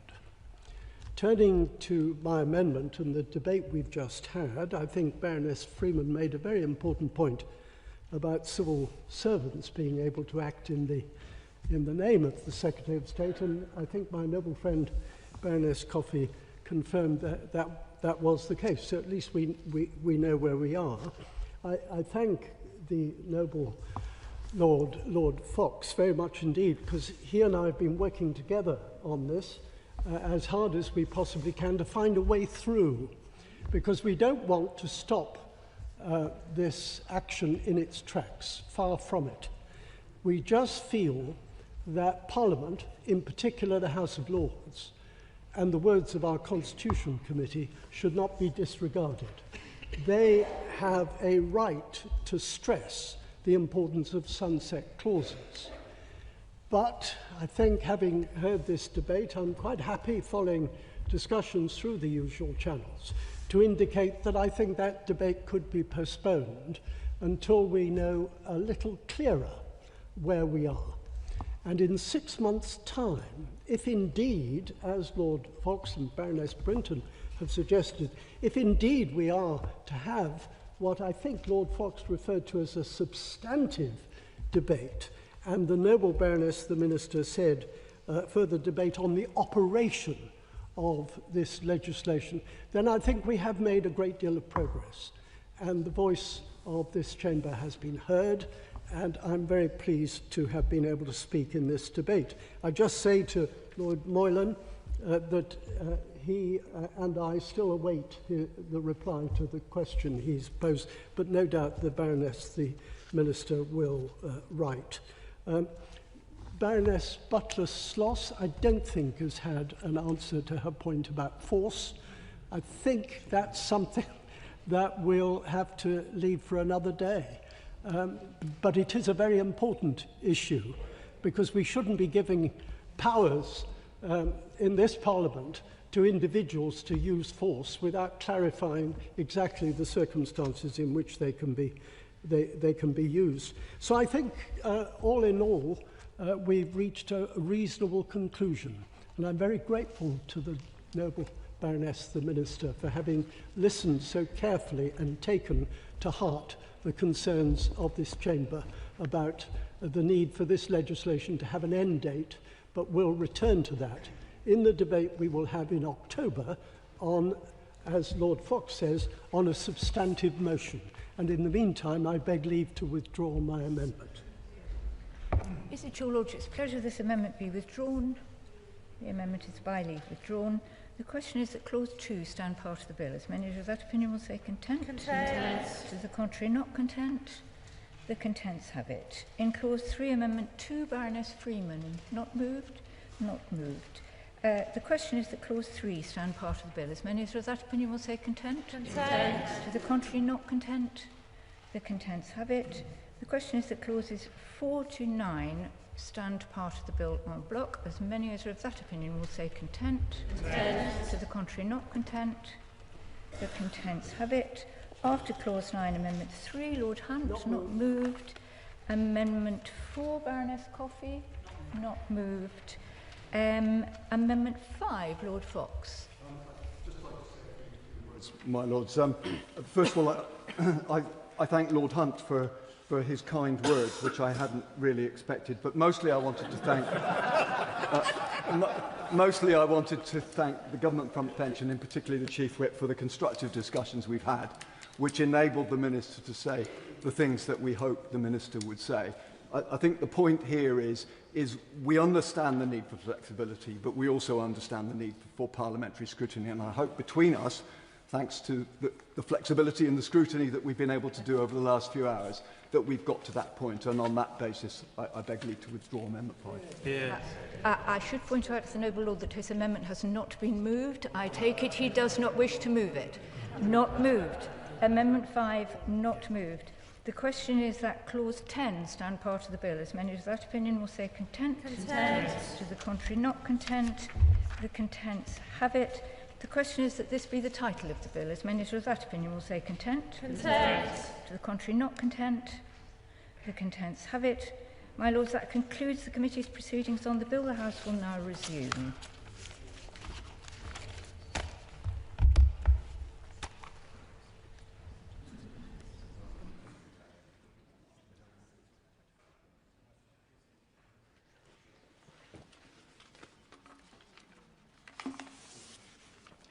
My Lords, the Committee of the Whole House, to which the Steel Industry Special Measures Bill was committed, has gone through the same and has directed me to report it to your Lordships without amendment.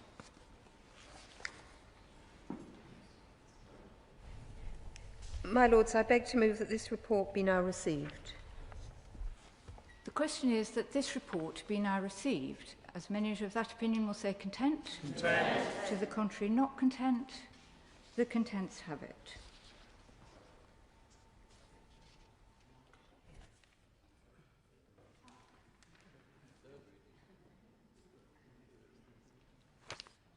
My Lords, we're moving at pace, which is a good thing. My Lords, I beg to move that this bill do now pass. Third reading. Oh, gosh. Oh, right. Okay, sorry. I beg to, not as quickly as I'd hoped. I beg to move that this bill be now read a third time. The question is that this bill be now read a third time. As many of that opinion will say content. Content. To the contrary, not content. The contents have it. I beg to move that this bill do now pass. The question is that this bill do now pass.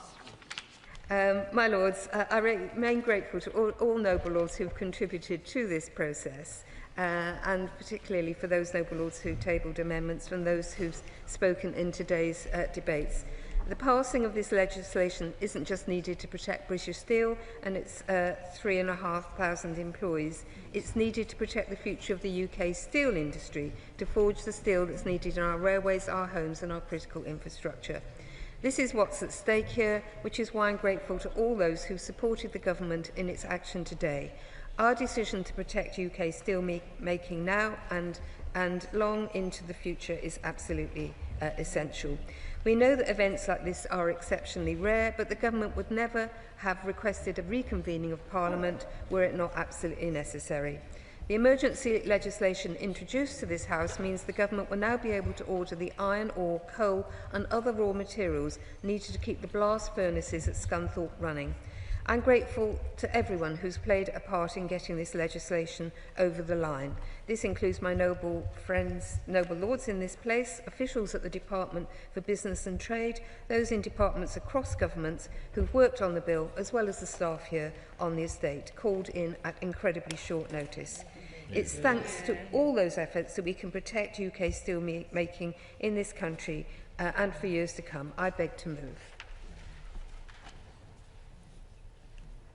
My Lords, I shall be very brief, but I just wanted to say that this is a very important and necessary debate, and it's right that we have had today, and it's right that we do everything that we can to support our remaining steel industry.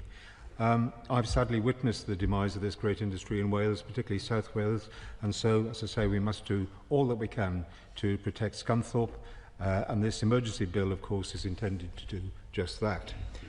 It's been a very good debate indeed, with passion from all sides of your Lordship's House, and so can I, on behalf of His Majesty's Loyal Opposition, thank all noble lords for their contribution, and in particular thank the noble lady the Minister for her part in this, and to all, as I say, who have contributed, and without further ado wish noble lords well for the rest of the recess and a particularly happy Easter. Hopefully, even more briefly, I would like to thank both front benches for facilitating what has been an open and very clear debate. It proceeded in the right spirit. I would associate myself to the noble Baroness, the Minister's list of people to whom to thank. I would really just like to reiterate what I said at the beginning to the House authorities, everybody across the House. It's been incredibly smooth. It's been like a normal working day, which is very much to everyone's credit, and I think we should all be very grateful. And I would just like to say thank you to Humphrey Amos in our Whip's office, who's kept us all in line. Yeah. Quite right.